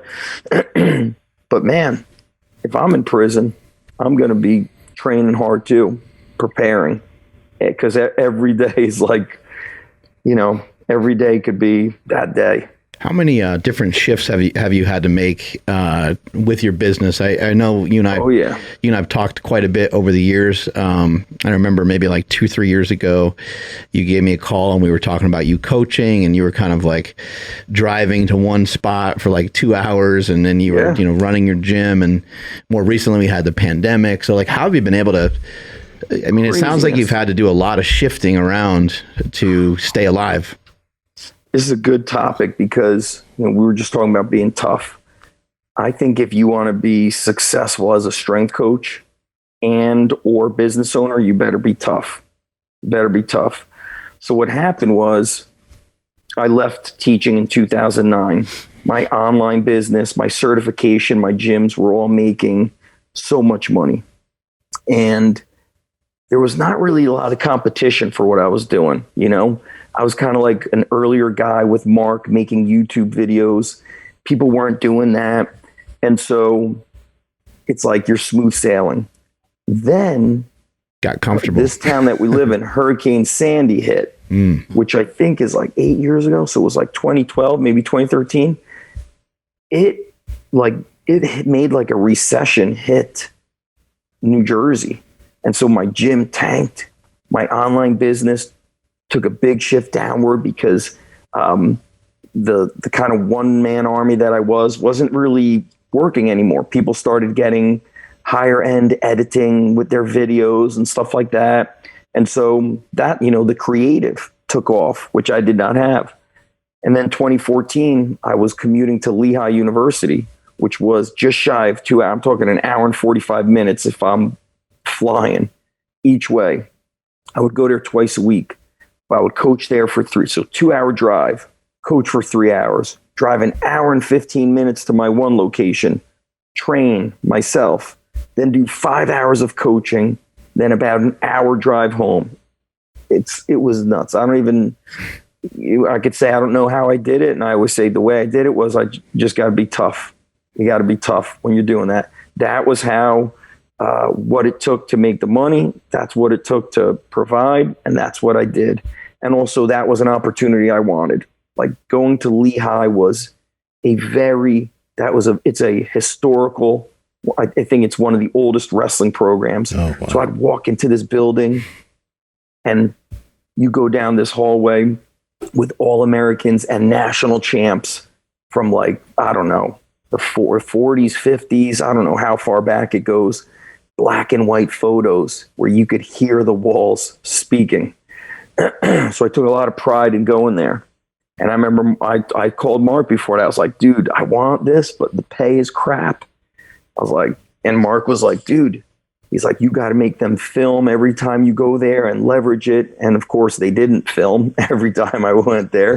And so I remember taking that into account, saying, all right, they ain't filming, I'll film. And I'd train and pull out videos, and I would utilize that because I knew it would build the resume. Then after that, I'd say two years later, I got hired at Rutgers. I started working at Rutgers. I'm now running, at one point I had 4 locations. I had kind of 3 and then like a 4th satellite inside a baseball facility. And I like sharing the story because, you have such a big following. People don't always catch the stories I share. So the baseball satellite location I had, I thought it made perfect sense. This guy calls me. He had the weight room set up already. Somebody had been in there before. It didn't work out. It made sense. You got a bunch of athletes walking through the doors, all afternoon and evening. It just sounded like, boom, convenience. It's going to happen. I invested a little money, some equipment, put in our software. We couldn't give it away. This thing that was supposed to be like an easy win became just like a headache. And the partner I had just kind of dragged it on and on and on until I finally was like, peace out, I'm done. And so, you made that video of like the inventions that not every invention from Slingshot made it. You brought the earlier Slingshot model to the seminar that we did, that we had to like give it away. we had one person sign up, Nsima. I was telling Smelly, I'm like, dude, let's just cancel this seminar. You're not even going to cover the cost of your flight and hotel. Plus Jesse's coming. So he's not going to make money. Jesse's brother passed away the weekend before the seminar. I told Smelly probably 3 times. Smelly says to me, shut the fuck up. He goes, I'm fucking coming out to New Jersey and I'm teaching people how to be strong. And if it's one person, I'll fucking teach one person. And my gym was right next to a gym that had a lot of competitive powerlifters. And Mark was a competitive powerlifter at that time. So it's like they knew that, back then he was still, 300 plus pounds. And I'm like, man, these guys don't want to learn from the guy who's stronger than them, who's, trained at Westside, who's got a power. Like, we couldn't give it away. And we had to start, inviting people we knew. Hey, bring a friend. It'll be 50%. We had to finagle all that. We made it happen. I always say we should have recorded it. I don't know why we didn't probably have none of this stuff, but you're constantly pivoting in business. You can't say, I always did it that way. Nobody gives a crap what you always did or how it used to be. Gary Vaynerchuk always says, the market is the market is the market. Meaning, if people don't like VHS tapes anymore, but you love them, the market doesn't love them. So it doesn't matter what you think is important. And so I pay attention to a lot of these things, even with the words that parents use when they speak to me. So right before the podcast, a dad called me, and son's a soccer player. I know that parents are going to use words that they don't really know what they mean, but they've heard them. They're going to say things like core strength, speed and agility, and so core strength, I don't like that word, but do you think I'm going to tell this guy there's no such thing as core strength? Or listen, your son can't get fast. He has to get strong first. They don't need to hear that. Like, everything's what's in it for them. It's about them. And so I've learned in business is that I'm always trying to figure out what is it that the consumer wants and how do they want it delivered and what's the experience that they want to have. And so you have to create those things. So there's been a lot of up, down, all around. And then after I left Rutgers because it was a full-time opportunity, but the pay was less than what I was making when I lived at home with my parents, without kids, family, any of that. And I remember saying to myself, if I take this job, I open the floodgates and create another green light for more strength coaches to get paid less than average while working way above average hours. When you have 20 plus years experience with a master's degree in accounting, do they put you at the bottom? No, but strength and conditioning has too much of that. And so I said no, not just for my own, I don't want to say pride, but it's like I had to stand for something, but I also had to take a stand for the industry I felt. And so I turned it down and I went back to teaching. And partnered with somebody to open another, a second location. And so is everything smooth sailing? No. And now with COVID, my gym here, we just had our most successful month. So on the first of the month, I get like all the, auto renew and stuff. We're doing great. And why do we do great? Because we do great stuff for the kids, period. End of story. I put the kids first. I don't care about what other people are doing around me. I try not to pay attention to that stuff.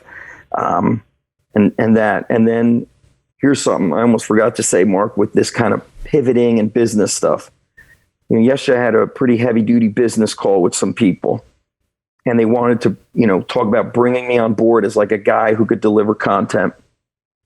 And then the night before, I'm saying to myself, content, I've trained, I don't know how many thousands upon thousands of athletes, from youth to guys prepping for Olympic trials, to different sports, from swimming to fencing to football to lacrosse, you name it. And I'm like, I'm not just a content guy anymore. I've worked, with my buddy Joe DeSena at Spartan and helped him launch his first book. It had a #2 on the New York Times bestseller. Wow. Tim Ferriss has reached out to me for exercise stuff.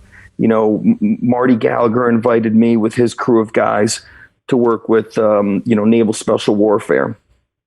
I've built businesses. I've survived recessions, COVID, this, that, like you name it. Like I'm like fucking Rambo, part 1. and so I said, I go, you know what I'm thinking, guys, is I've partnered with people before. And it doesn't even make sense for me to partner anymore and just be another guy that here's a platform, here's content, come film, you'll blah, blah, blah. I was like, if I'm going to be part of any company from here on out, then I have a stake in the company. I am part owner. Because now when I think the smartest people, and you and I have had these conversations before, Mark, you've shared them through all your videos as well. The smartest business owners, they also have an exit strategy. The company can be sold. Not like you're like, I'm out of here in 10 years. But Underground Strength Gym can't really be sold for what it's worth.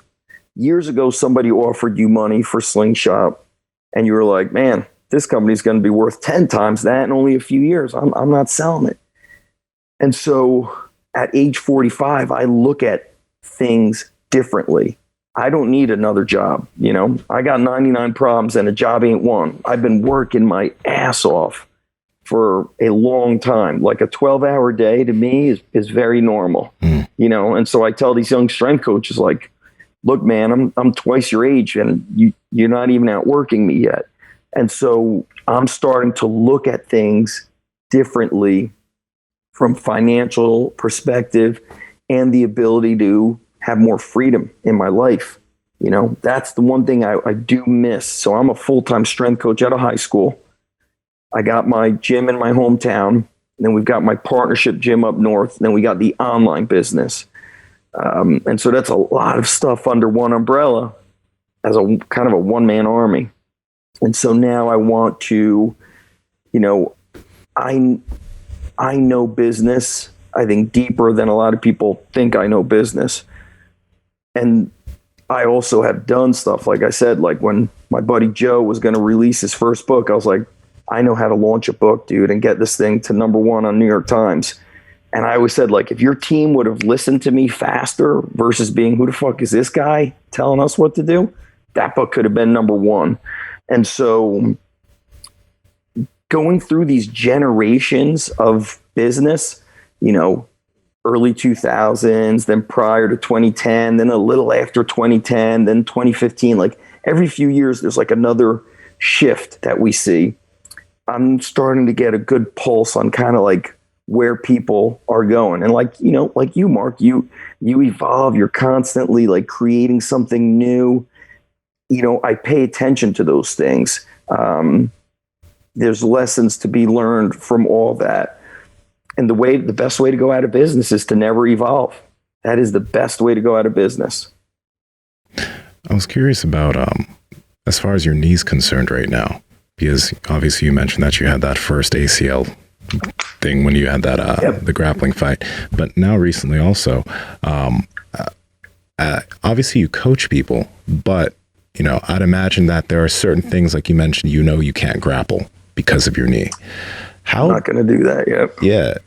How is it, not being able to, and how do you mentally handle not being able to do certain things that you'd actually just really want to do because of limitations on your body? And also, I mean, even what happened to your knee recently, do you see anything down like the next few years to be able to potentially rehab and do some of those things that you want to do? Or is it just something that you're going to leave on the table? So every time my knee has been injured has happened through wrestling or, grappling or some sort of jujitsu. So this is a full meniscus repair. So I have 6 weeks on crutches. So the meniscus gets stitched together. So it's not like our boy K-Star, he had the knee replacement. They want you walking like that night. same thing with an ACL. You're walking 3 days. I know you guys had Phil come up. So this is actually like, you're very restricted, but I do a lot of other things that I love, talking growing up as an 80s kid. I was always on my bike. So I have a mountain bike. We live in a beach town, so we ride our bikes to the beach. Last summer I didn't go surfing. Not like I'm some great surfer, but I get a big board, I paddle, I go on my knees, and then I stand up, like real basic. So I love doing that stuff. I don't care if I don't wrestle anymore. I also want to say this: there are genetic components. Like the coach at Rutgers, Coach Goodale, he's 50 or 51, and he's always wrestling. And some guys genetically are less predisposed to getting hurt. Others have more mileage on the body. I really think that the crazy shit I did in my younger years destroyed my knees, or made them more susceptible. And so this wasn't necessarily like an injury. It was like a wear and tear that started pulling me away from my ability to do things like jog. I want to be able to jog. Like, Mark, when I saw you jogging with, Cam Haynes, I'm like, man, I just want to be able to jog. I want to do a normal thing. And so I did PRP, had an orthovisc, and I spoke to Phil Daru's surgeon, and he was like, look, you can inject everything you want into your knee, Zach. He goes, but you have a tear in your knee. You have a fully torn meniscus. It's like, that thing is not going to heal back. The injections kind of mask pain, maybe a little bit of this, a little bit of that grows back. So I don't know, in 10 years from now, will we have better injections that heal stuff up? I doubt it, because how will surgeons make money, right? So I'm okay with not wrestling again, although I love wrestling. I love the lessons it taught me. And I'm listening now to Dan Gable being interviewed on Joe Rogan, really intense, and Dan Gable's body is beat up. And what's interesting is, when I was in high school, I got his VHS tape called Competitor Supreme.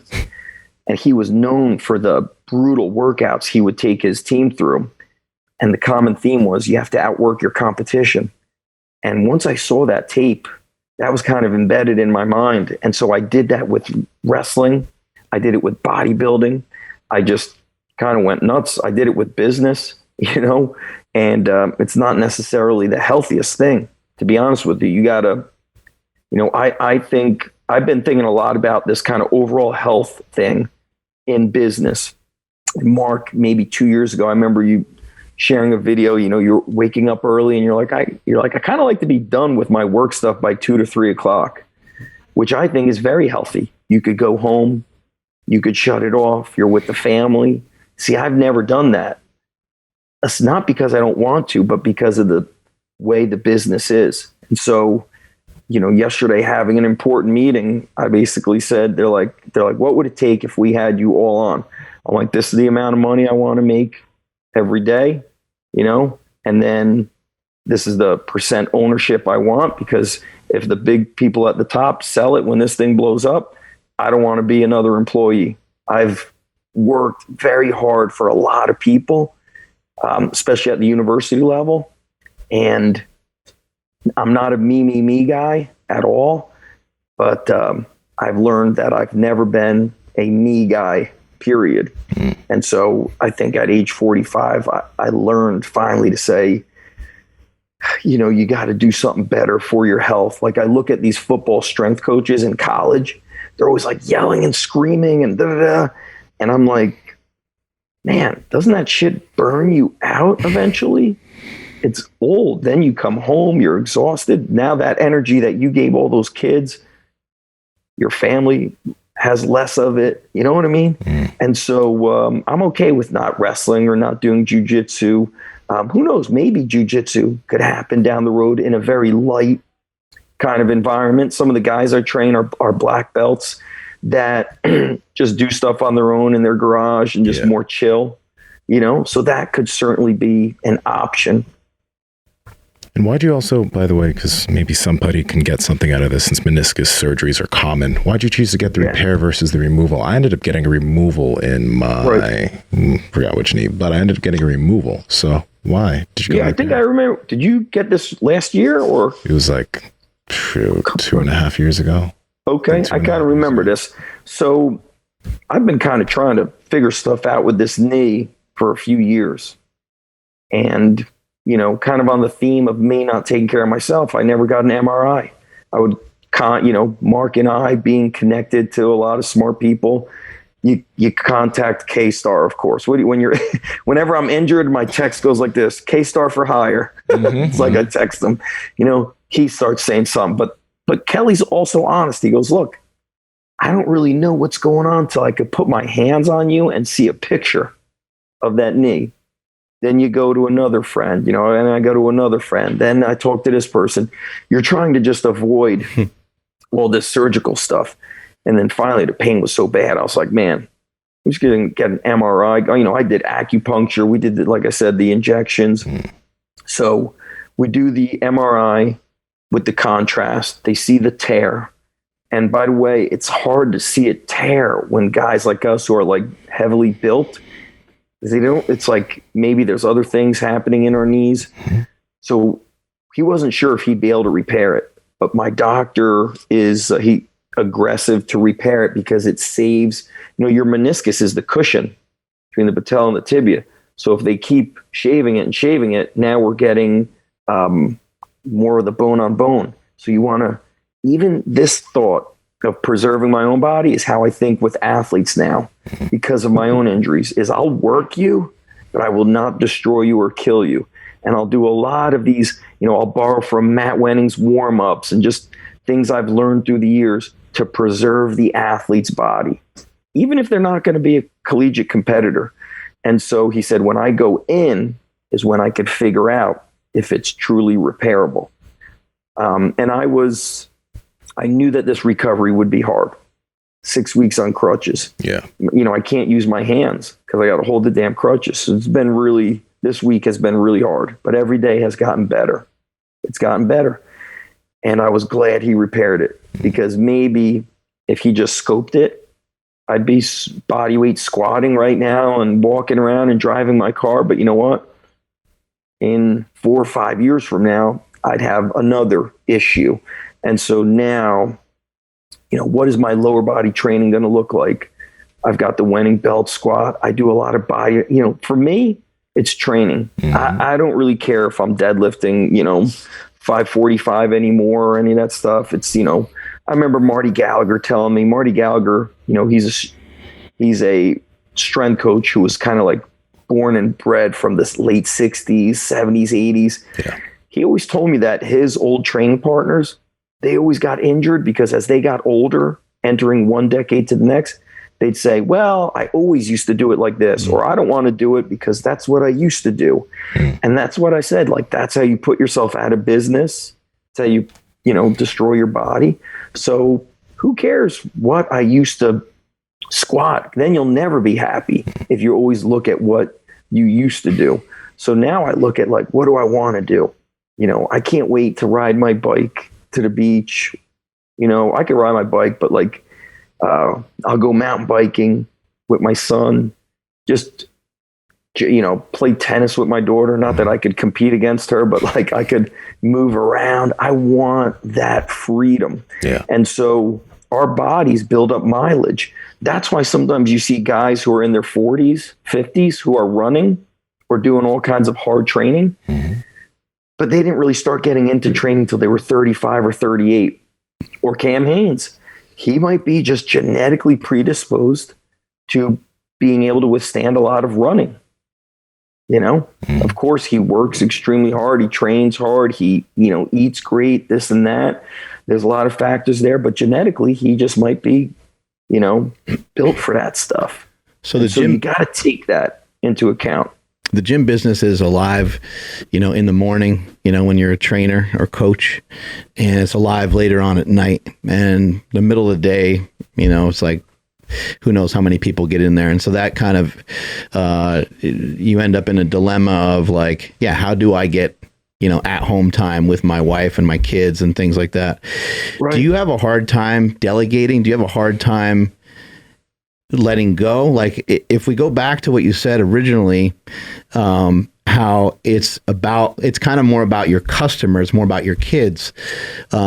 So what's the difference if people still get a good service? Why do you feel that you have to be there? Yeah, it's a great question. So, number one, once COVID happened, my North Jersey gym has jiu-jitsu, boxing, wrestling. It was on, off, shutting it down. We have a higher payroll up there because we have a coach who's full-time, and then we have a coach Saturday and Sunday part-time. I pop in there. And so the money I would used to make from there, I don't make anymore until we're going to get these adults going. Here, that made me furlough my employees down here. So they're obviously back now helping me because of the knee and stuff like that. And also just, I need a certain amount of money. And until I get a certain amount of money, then I'm the guy that has to do the job. Before that, each of those guys would usually work once. Maybe I was probably in there 3 days a week, and then somebody was in twice. The other guy was in once. And, to the other question, do I have a hard time letting go? Yes, but getting much better at it. I think also the kids enjoy a break from me because I'm very tough on them. I'm tough on technique, all these things. But also it's just good to have a different coach, change it up, different warm up, little different coach's eye. And so that's important. And then here's the next part to that, Mark, something that I think about often. And sometimes I'll do this if I consult with other strength coaches who are in this position, coaching a lot. It's called What If. And basically you come up with this, what if Slingshot only sold, supplements? What if Slingshot only did this? What if Slingshot was only open Monday, Wednesday, Friday? Like you just start writing just anything you feel, no actual rules to it. And so let's say I start working with a company or something else comes up where I really got to be full-time with that and I'm making a lot of money. Then I have some what if options. Maybe I get a coach full-time and he gets a percent of that profit, 35% of the profit, something of the gross profit. What if it's just me and I only open the gym, Monday, Wednesday, Thursday at 6 p.m. and you pay me $1,000 for 3 months in advance and then I close it for a month. Like kind of these no rules. Like what if I run my business completely according to my rules, not according to what the industry thinks we should do or I should do. And so right now is one of those times where I call it, you do what you got to do. You're doing what you have to do, period, end of story. And that goes back to me talking about as a business owner, you need grit and toughness. I've known you for a long time, so I've seen the evolution. I've seen, different team members. Do I know everything that's happened? No, of course not. But I know what it feels like when I have somebody who's worked with me, or you have your best friend works with you, and then they start the same business that you brought them in with. And you're like, man, I never would have done that. And so as a business owner, you need that grit. You need that grit, and you ain't got time to hold on to like, hey, I want to do this. I like to do this. If you're the owner, you don't just get to do what you like and what you want. Maybe Mark Smelly Bell does, but I'm not. I got to get on that level. Well, I was going to just make a suggestion.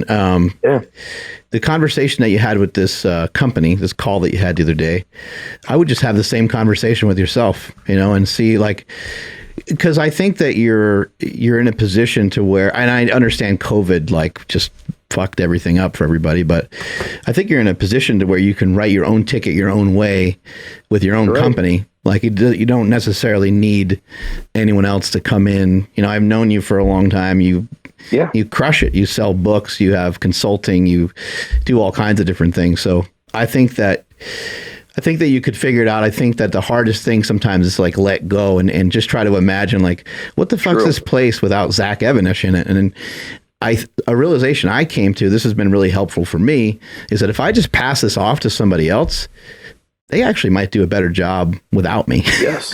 And that's a really hard thing to say, but you're like, it might be better. It might be better off without me, because the young guy coming in might just have a different perspective, or he might just be all fired up. I agree. My a goal I have though with this business is, I've been renting space since 2007. Fine. Did you purchase the building, Mark? No, I did not. Renting the building. So, some people believe my buddy Joe DeSena is like, I will buy nothing. He's like, I'll rent this fork. He's like, I don't want to own anything because then it'll own me.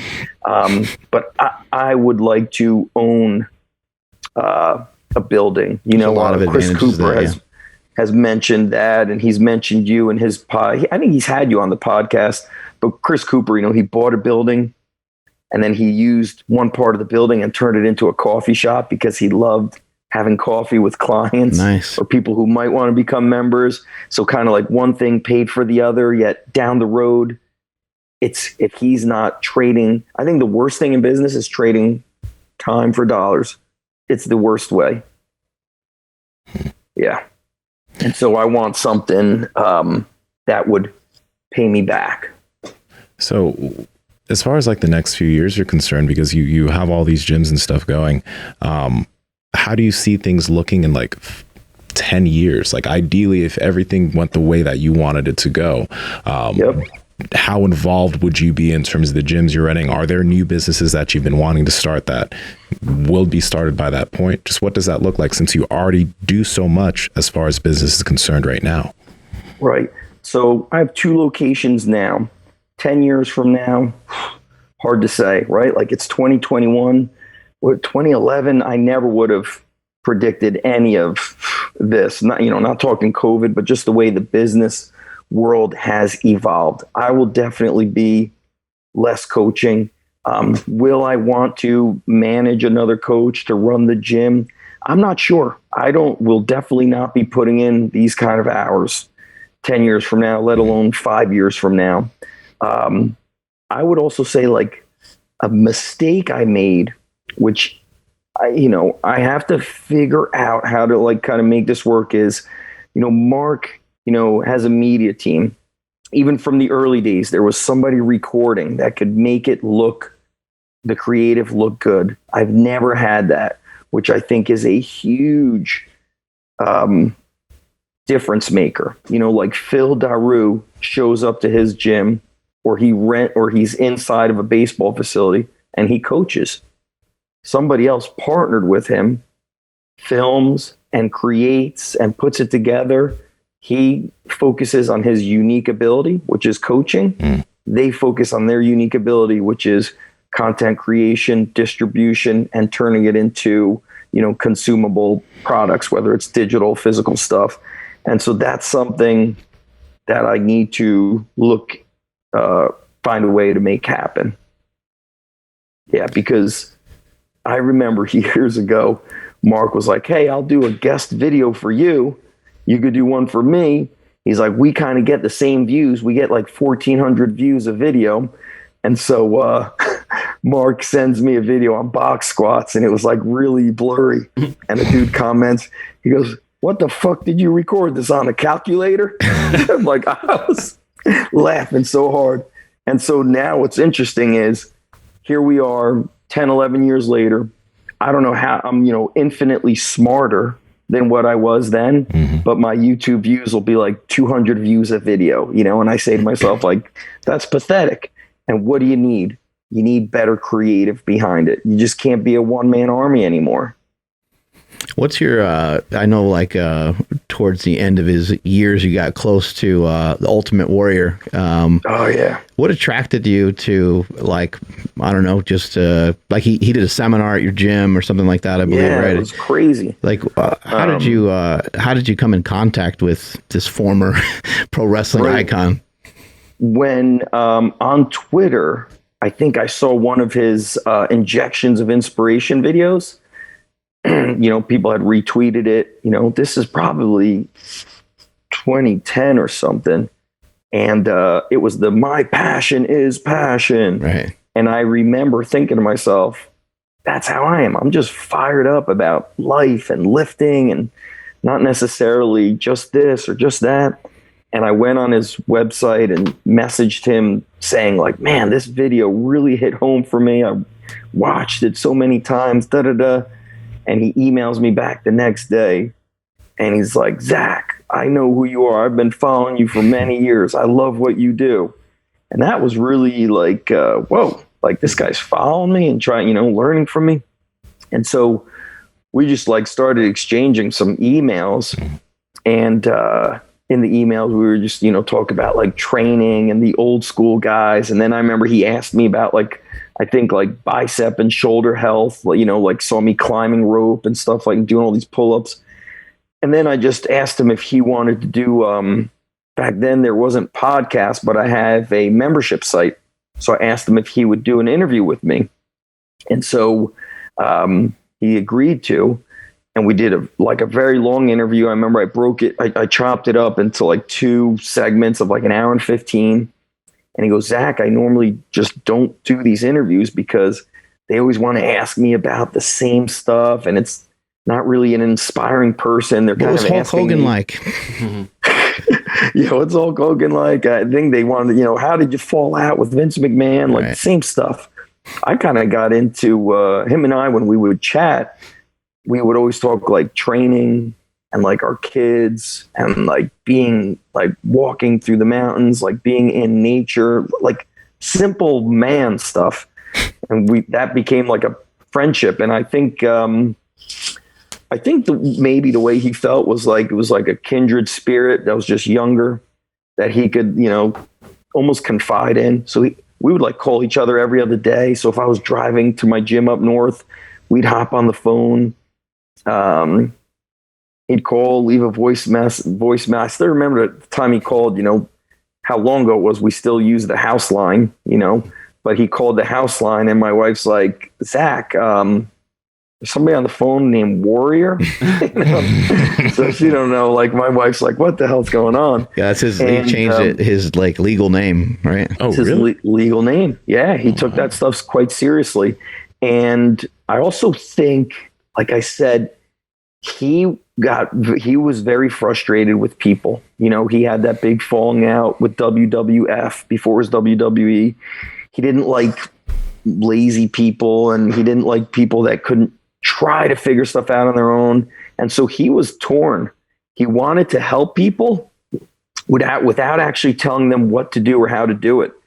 And so I think he enjoyed how I was passionate and intense and into kind of that way as well. And the way he spoke at my seminar it was just by pure luck.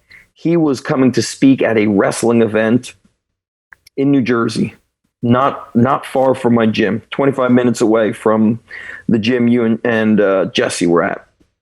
And he saw that I was doing this seminar. We called it the Underground Strength Conference. And he had done I don't know what we would call it.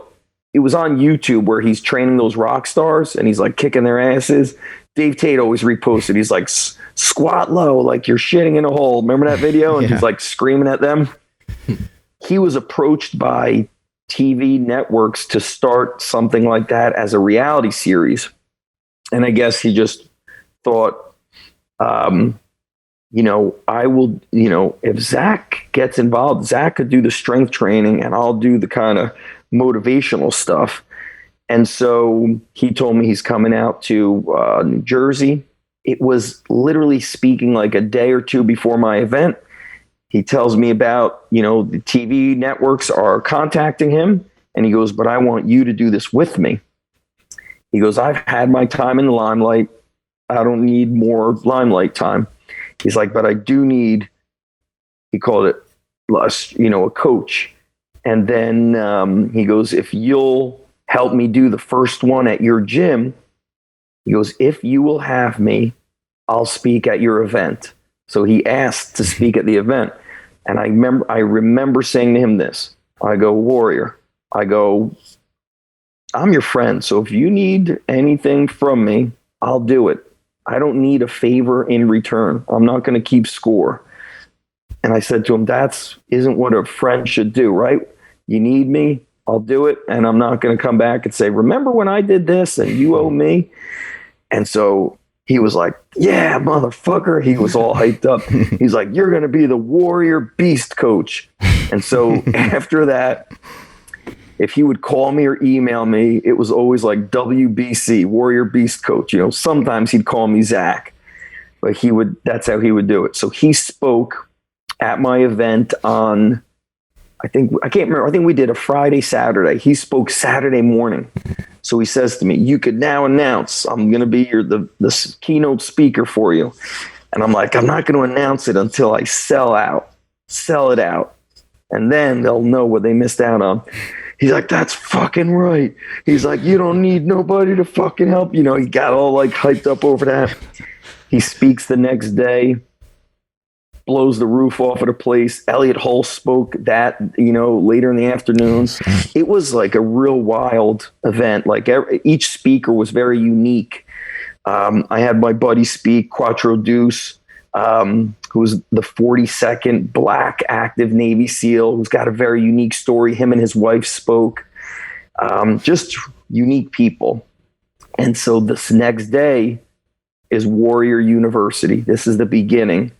And this is really the beginning of the end, where it just implodes. A camera person doesn't meet him and the people who are going to do the event at the hotel. He flips out on his assistant, who's from London. That guy bugs out, gets on an airplane, flies home. They're walking to my gym. It's like a 5-mile walk because he wanted them to like do a warrior trek. The cameraman like collapses, so somebody else has to do that.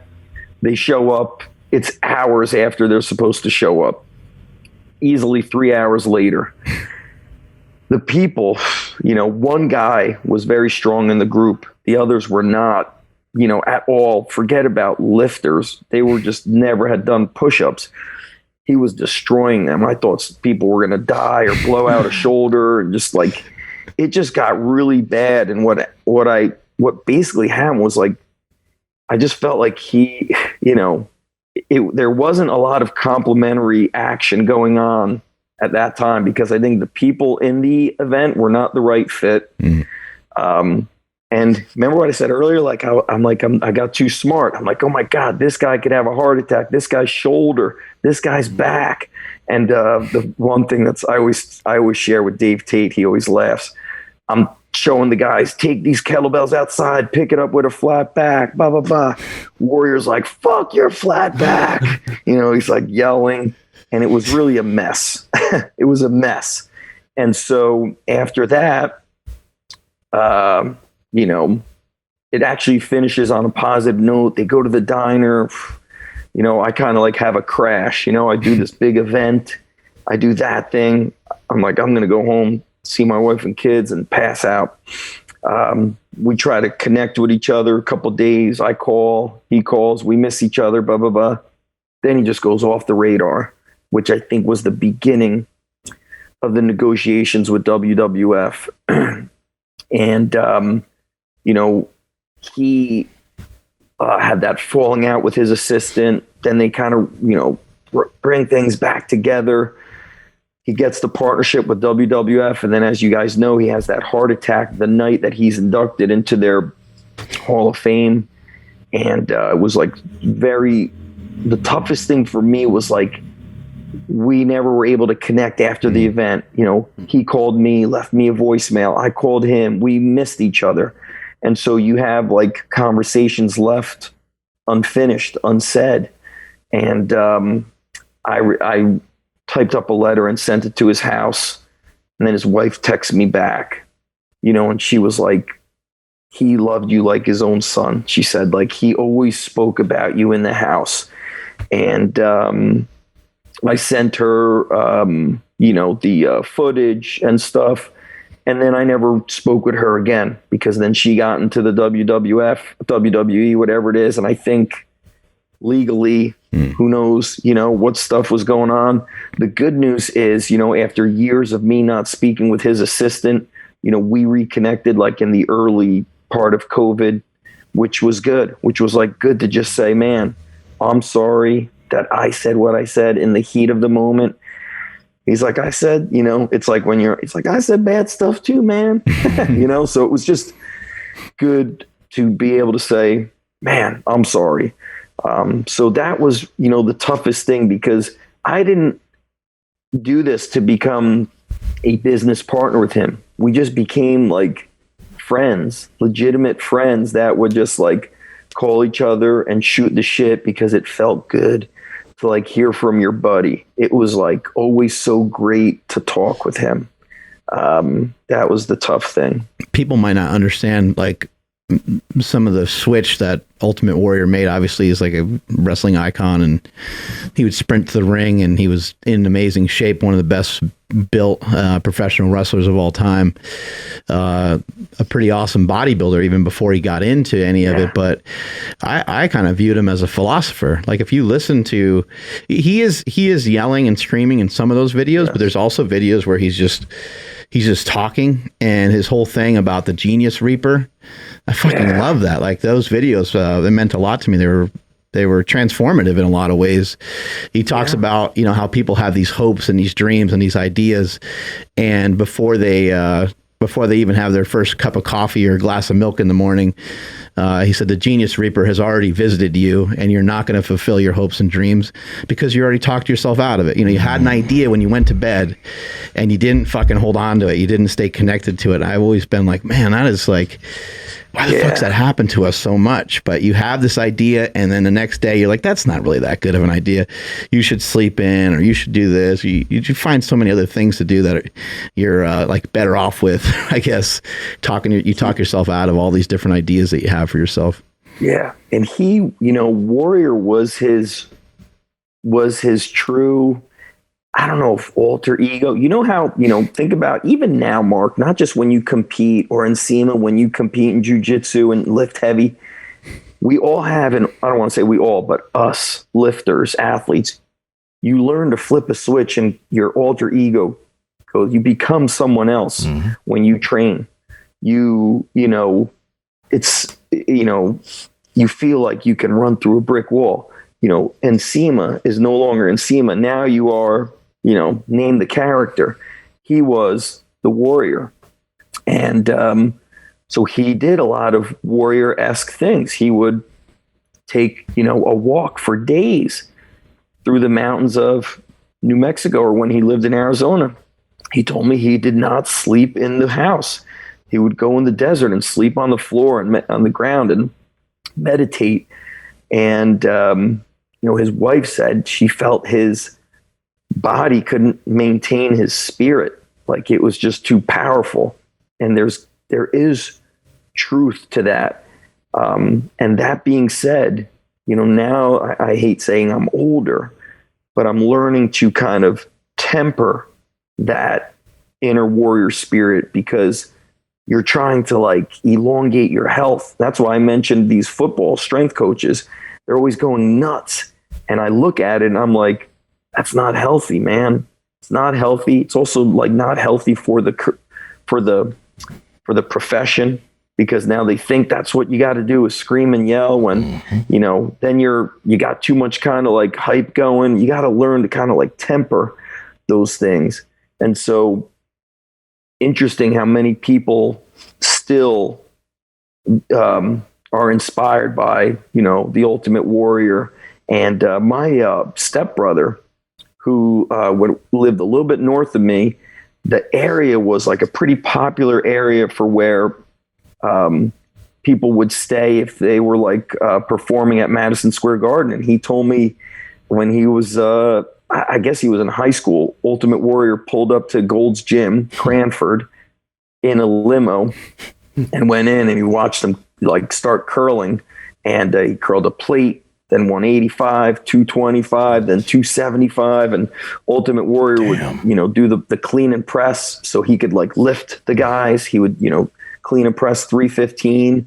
And he's like, I always paid the kid working at the front desk, even though they'd say, you don't have to pay. He's like, no, you take this money. He took a lot of pride in not getting a handout. He didn't want a handout. He wanted to earn everything. And so there's a lot to be learned from that. I also think he struggled with, he struggled. He wanted to help people, but then he got, I don't know if the right word is angry or disappointed when people were so helpless, constantly asking questions. So, Mark, do you have his, he has a fitness program. Do you have it? Did you ever buy it? No, I never bought it, but I've heard him talk about it before, yeah. Right. So there's no workout in it. It's just him, a self-recorded thing. It goes out on a CD. It might be an hour or 45 minutes, but he tells you, stick to the basics, wake up early, get rid of junk food. He wanted to help, but he didn't want to give you the answer because then he felt he didn't help you. He felt he was handing it to you. And yeah, I remember him saying that. I remember him talking about that. He's like, I wrote a whole workout thing, and then he's like, there's actually no workout in it. He's like, because you have to decide. Workout. He's like, you have to decide for yourself what's going to be best for you. But he's like, I give you advice on what to do. I was like, damn, that's actually, it's really interesting because I think that he knows that if you listen to some of that advice and if you are interested enough and you apply that advice, that you're going to find yourself, knee deep in workouts, and you're going to be having a training log and writing down 3 sets of 15 and probably meticulously diving in because he didn't try to force feed a particular system down your throat. Yeah. You'll figure it out. I think because he knew there was power and beauty in figuring it out. Think about those early workouts you and your brothers did. You were figuring it out. Maybe there were some of the bigger guys in the gym sharing some stuff with you. Then you read a magazine. Maybe you read about those wrestlers from the 80s were fucking tanks. I mean, those guys were so damn strong, but now we're in the business, of course. We create content, right? It's always at the palm of your hand. But there was something special about having to really research and find it, because then you were like, man, I worked, I really researched and dug this up to figure this out.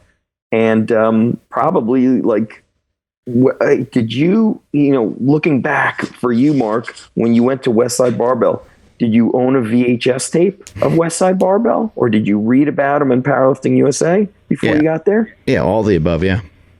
Mm-hmm. And so I watched a elite FTS exercise index video. That's right. So much that my wife was like, just please stop. Like, Andy, she's like, can I get a break squats, on this? Yeah. She's like, really? She's like, you watch it every day. Like, how many times? I'm like, I don't know. I'm just going to keep watching until I know it. I used to watch all those lifting videos also in those early 2000s. And I remember my son as a baby, he'd be downstairs with me and I'm like, we're watching Westside Barbell Special Strengths, Ethan. This is what you do at 10 months old. It's so funny just looking back at that. And so, those were, interesting. It was an interesting time. It was something that, of course, I remember being very open with him saying, hey, I did not follow wrestling as a kid, so I don't really know what you did. And he liked that because he liked that part was over. And now we were connecting with this philosophy stuff. I remember for a while you were speaking, you were really hyped up on inspire, don't instruct.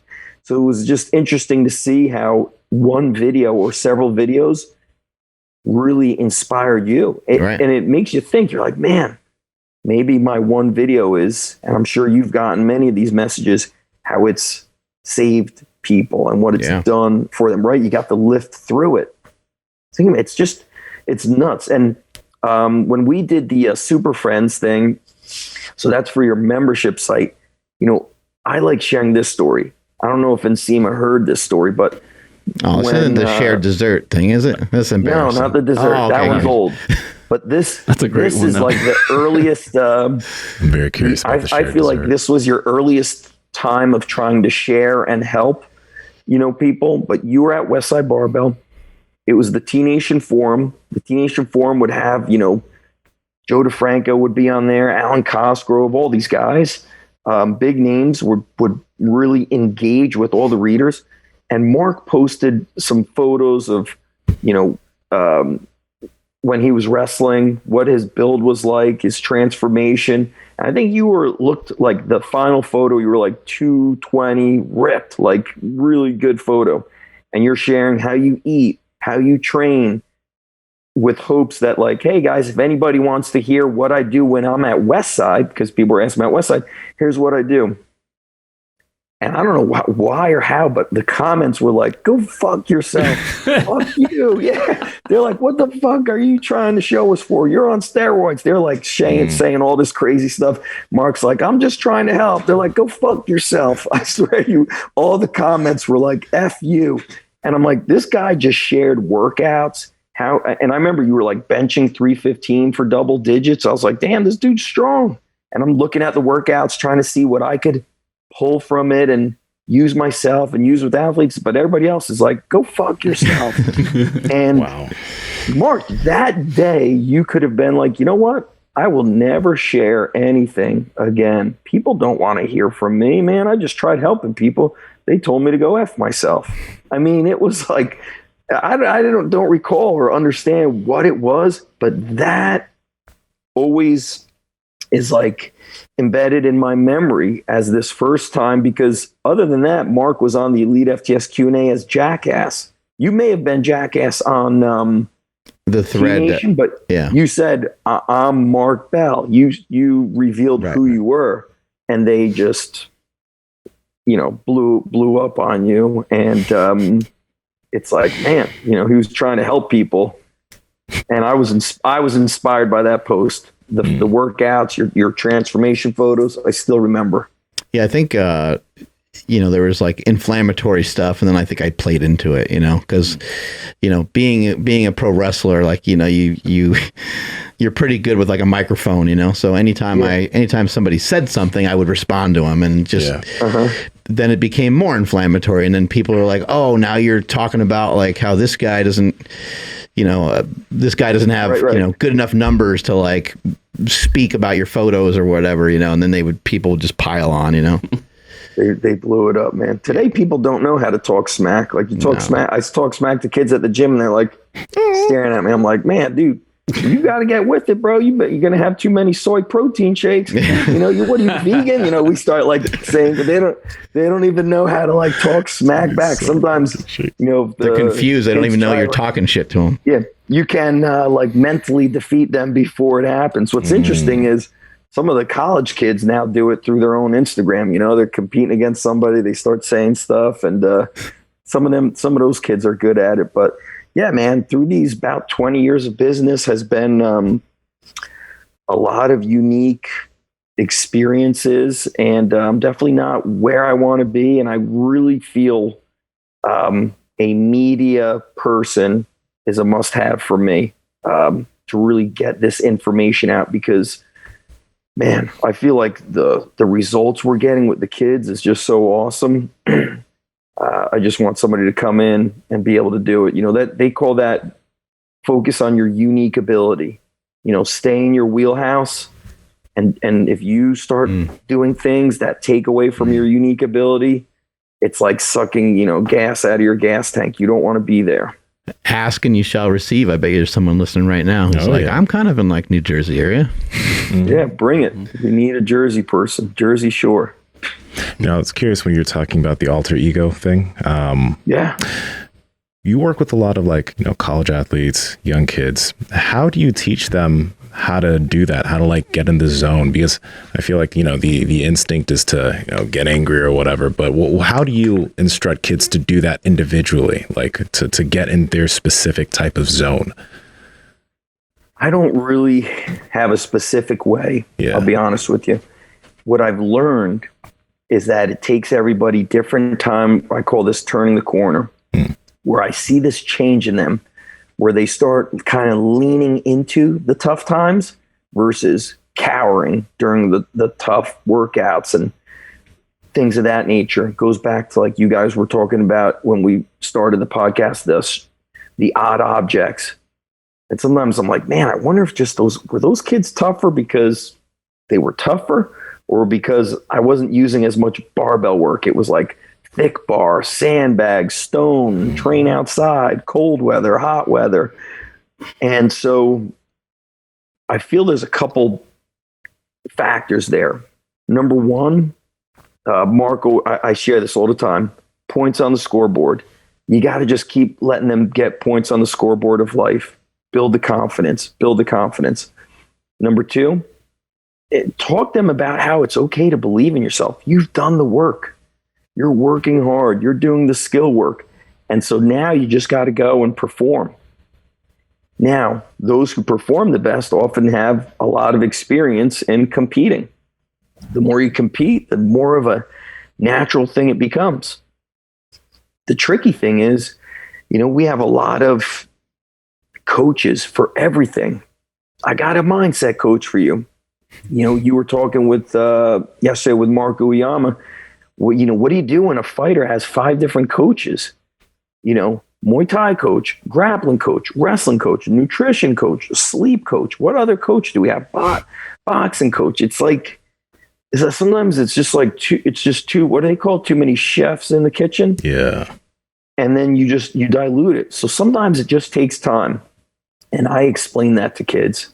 I explain it to my coaches. I go, look, John Smith is not here because he's a beast. A beast wouldn't be here. They're going to think they don't need to come here. And so that being said, I keep trying to get points up on the scoreboard of life. Success breeds success, iron sharpens iron. And then a lot of challenges where they experience success and you,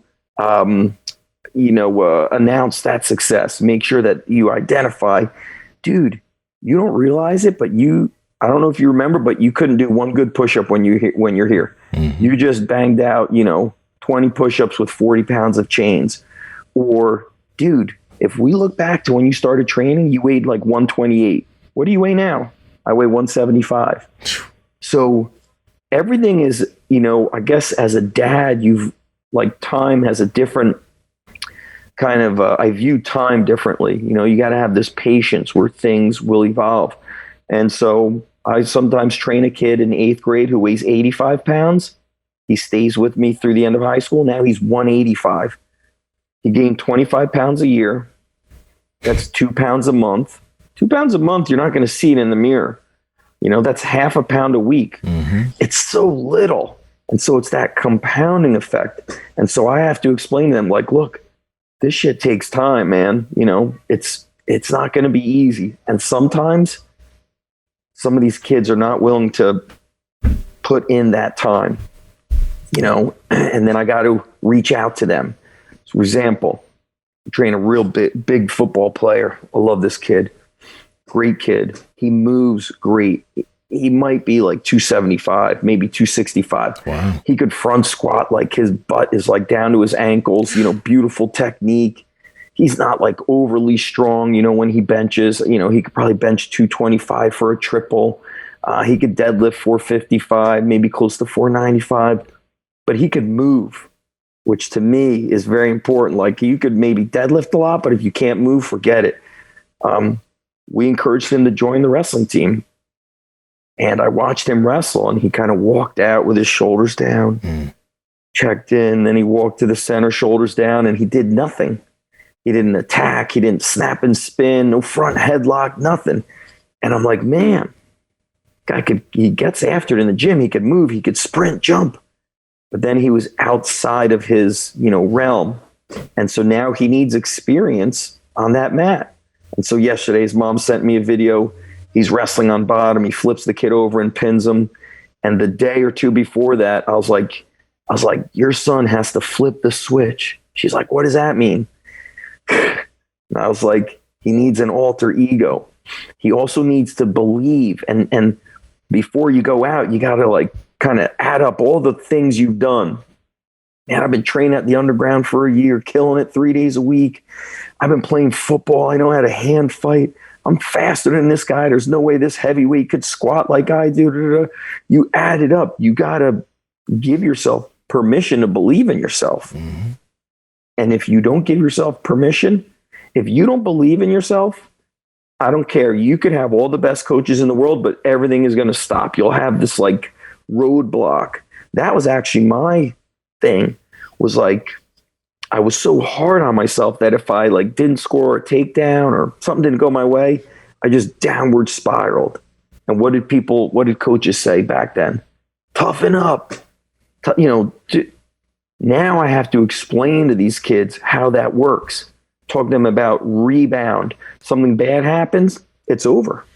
It's actually over. It doesn't even exist anymore. You have to rebound.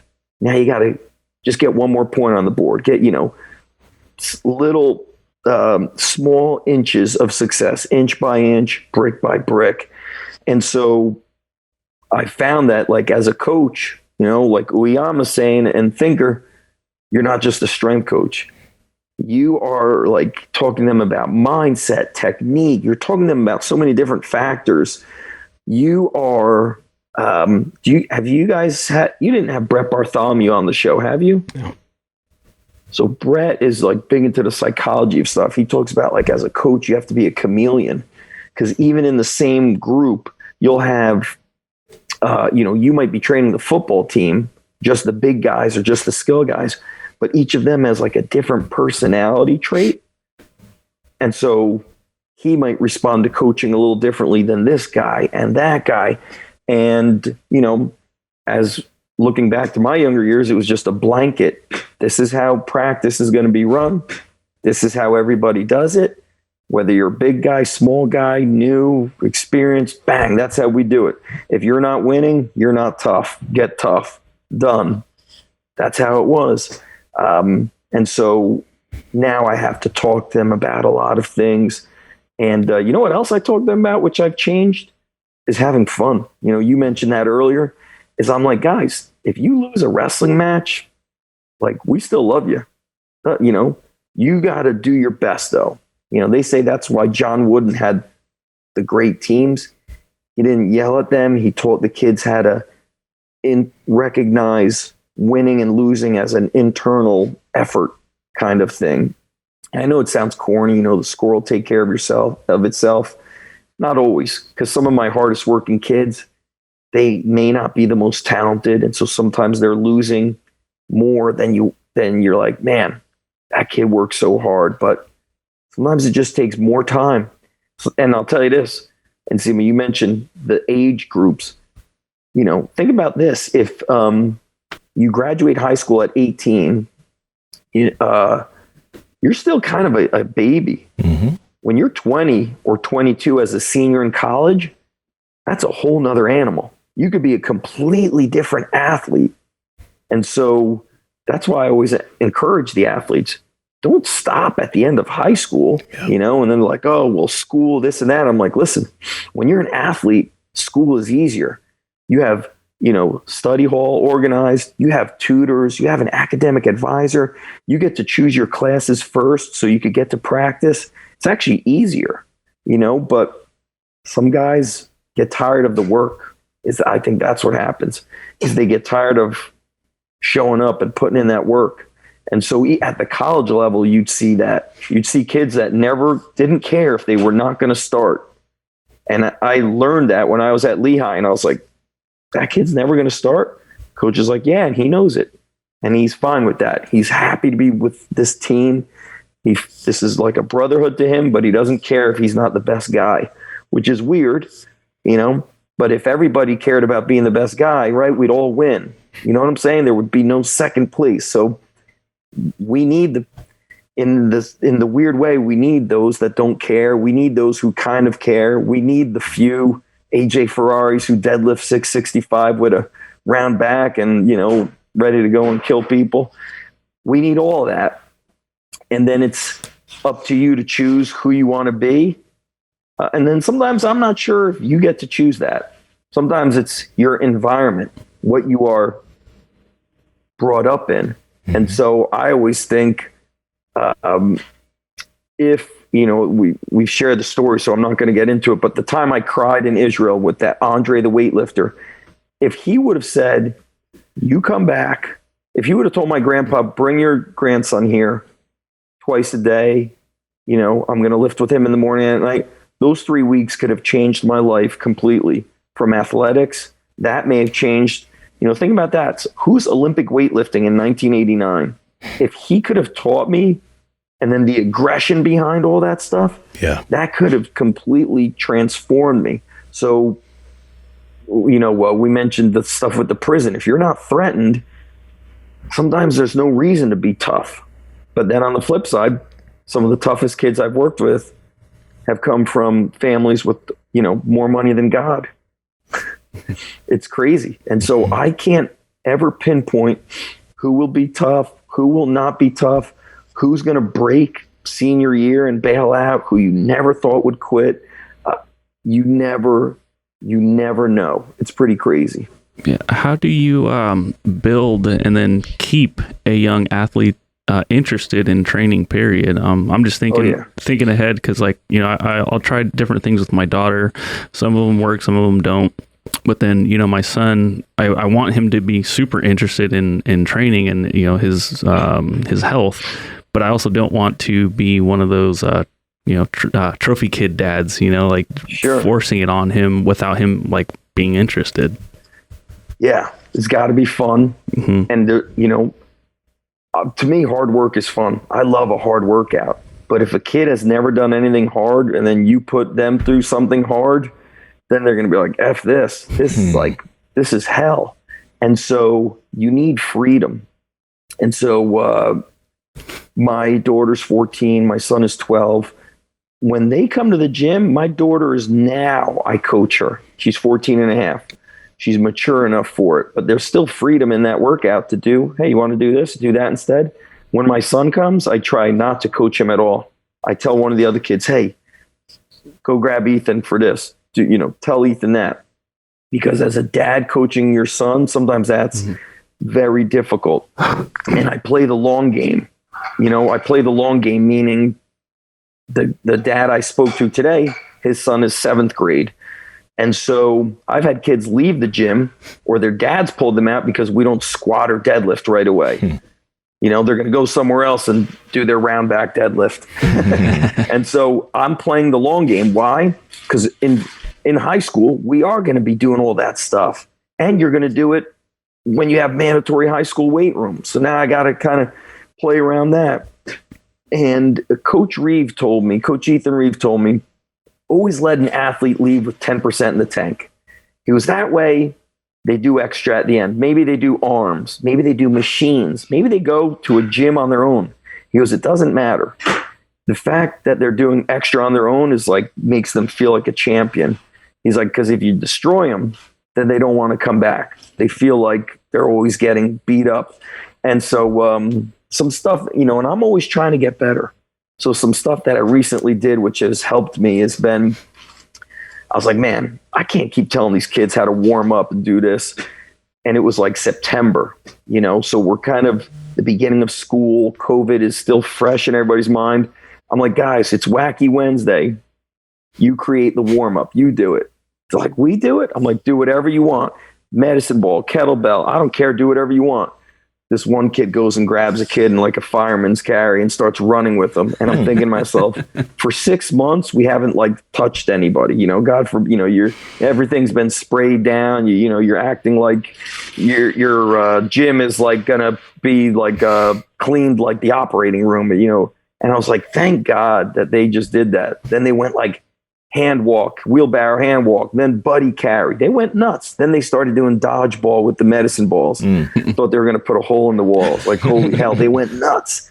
And so sometimes the training needs to have no rules. It just needs to be kind of do whatever and let them do it. And then with coaching, this was interesting. I've seen it with Mark.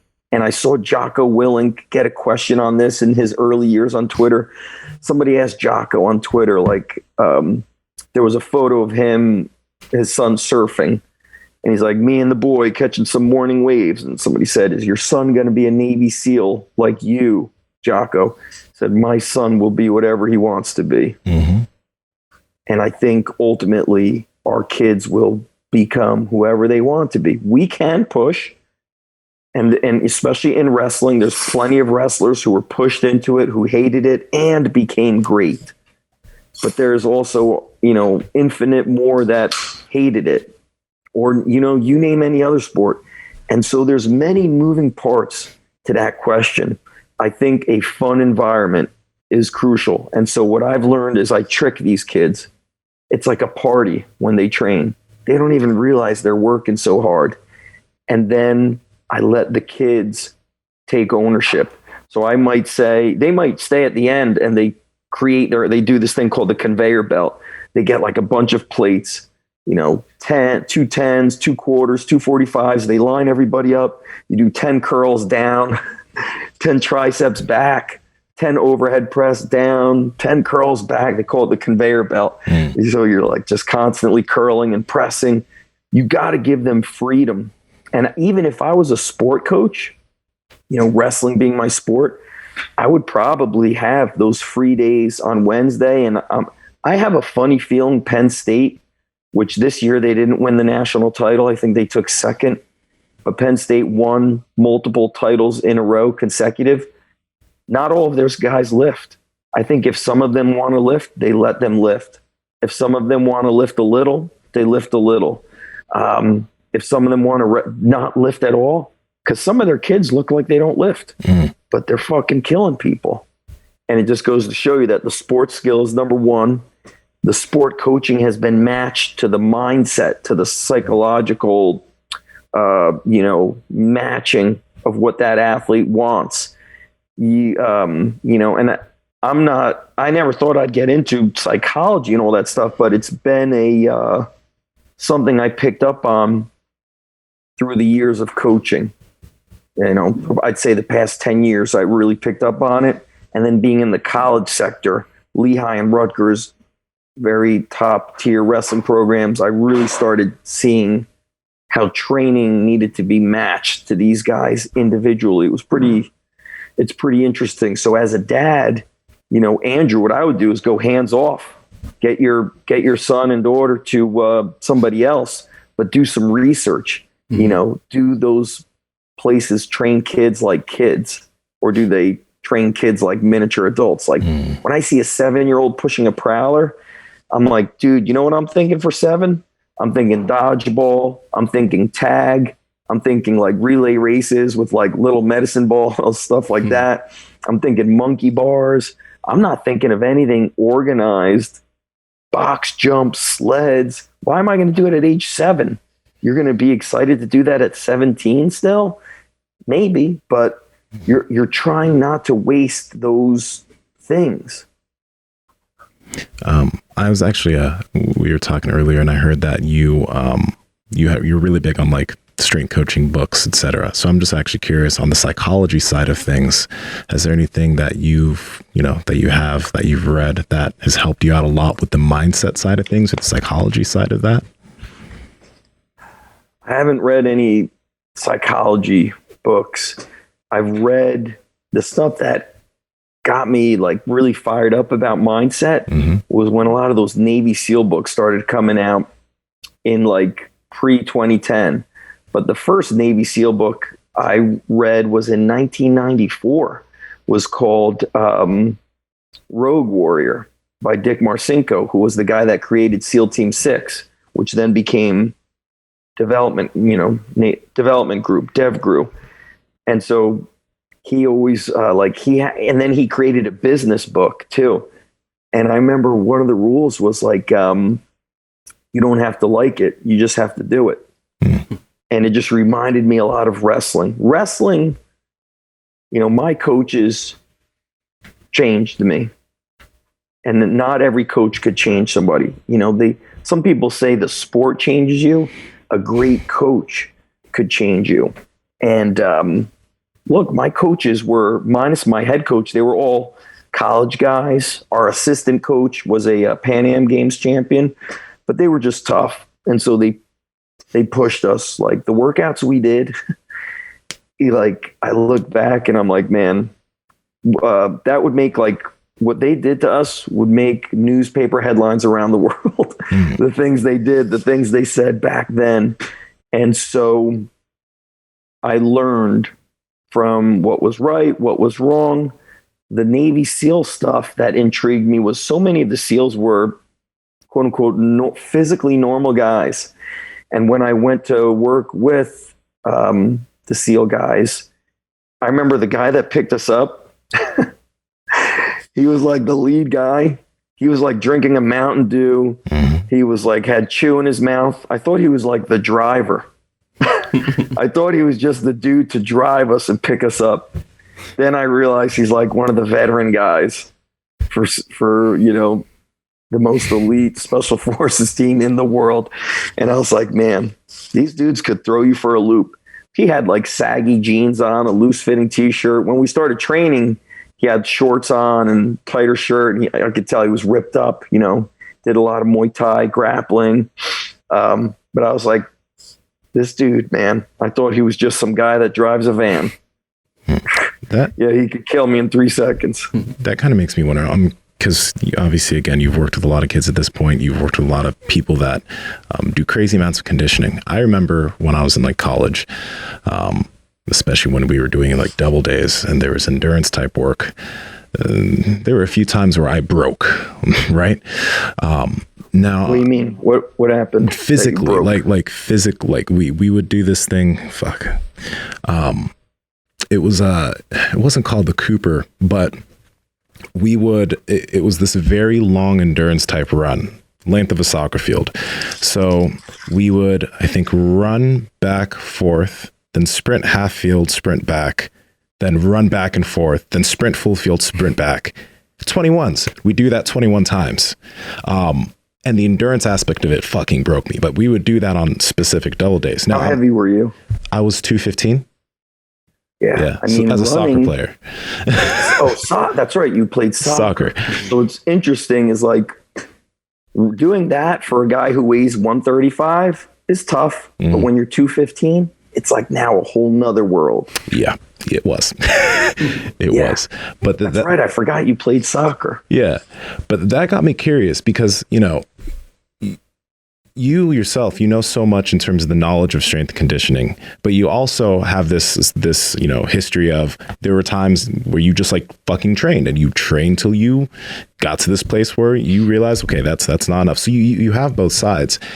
Yeah. When you're working with college athletes, kids, etc., how do you know when you need to back off? Or is there ever a time where like you need to kind of really not break them, but take them there to a very just like all of it. Yeah. All of the above. So let me try to see if I could break this down. Summer, when you get a chance, can you plug in the charger for me? Sure. So your story reminds me of when I was at one of the colleges. We would do a preseason run Friday mornings on the football stadium. Not just a run, but it was like, you know, we jog around the football field. Now in wrestling, you got heavyweights and you got 125 pounders or 126 pounders. A heavyweight could be 270. You know, running like that is way different. Mm-hmm. And I knew that. But there's certain things that the wrestling coaches are going to do that everybody's going to do. And they don't care if it's in, you know, Zatsiorsky's Science and Practice of Strength Training. But in my mind, knowing too much is like, damn, what are we doing to his knees? What is this doing to his knees? Now, is he going to suck today at practice because he's getting destroyed doing this? So then we're like sprinting, you know, across the football field, halfway down and back, all the way down and back. Then you're, you know, kind of like running these loops. Then you come down. Then you have to hand fight and wrestle on the turf. Then you're back to running. When you weigh 125, 145, you could do that. When you weigh 195, that gets tough. When you are a heavyweight and you have to finish with a mile run like everybody else, they're not even running hard. They're like barely trudging along. And so it's not even effective anymore. And then the kid is kind of coasting. So what I would have rather have done there is less of the distance stuff, take them down. Let's get some of the wrestling dummies. Let's do some carries with the dummies, some throws. Let's do some sprints on the Airdyne bike, some battle ropes. Boom. The lighter guys and the middle weights could handle that stuff. Maybe an upper weight, I would do, stuff similar with the heavyweight, but maybe get a couple dumbbells out there, throw in some dumbbell complexes. But then, is this too perfect, too optimal? You need some of that optimal, and then you need some of that crazy shit. You have to know when to open up the crazy shit. And is this crazy shit going to interfere with the competition time? And so sometimes the crazy shit is best done in the deep off season when there's no threat of competition. And I'm going to really put this out there, that it's safe to do with that kid. That kid is prepared. As you guys know, kids have died in college football strength and conditioning with all that kind of sprint work that you're talking about.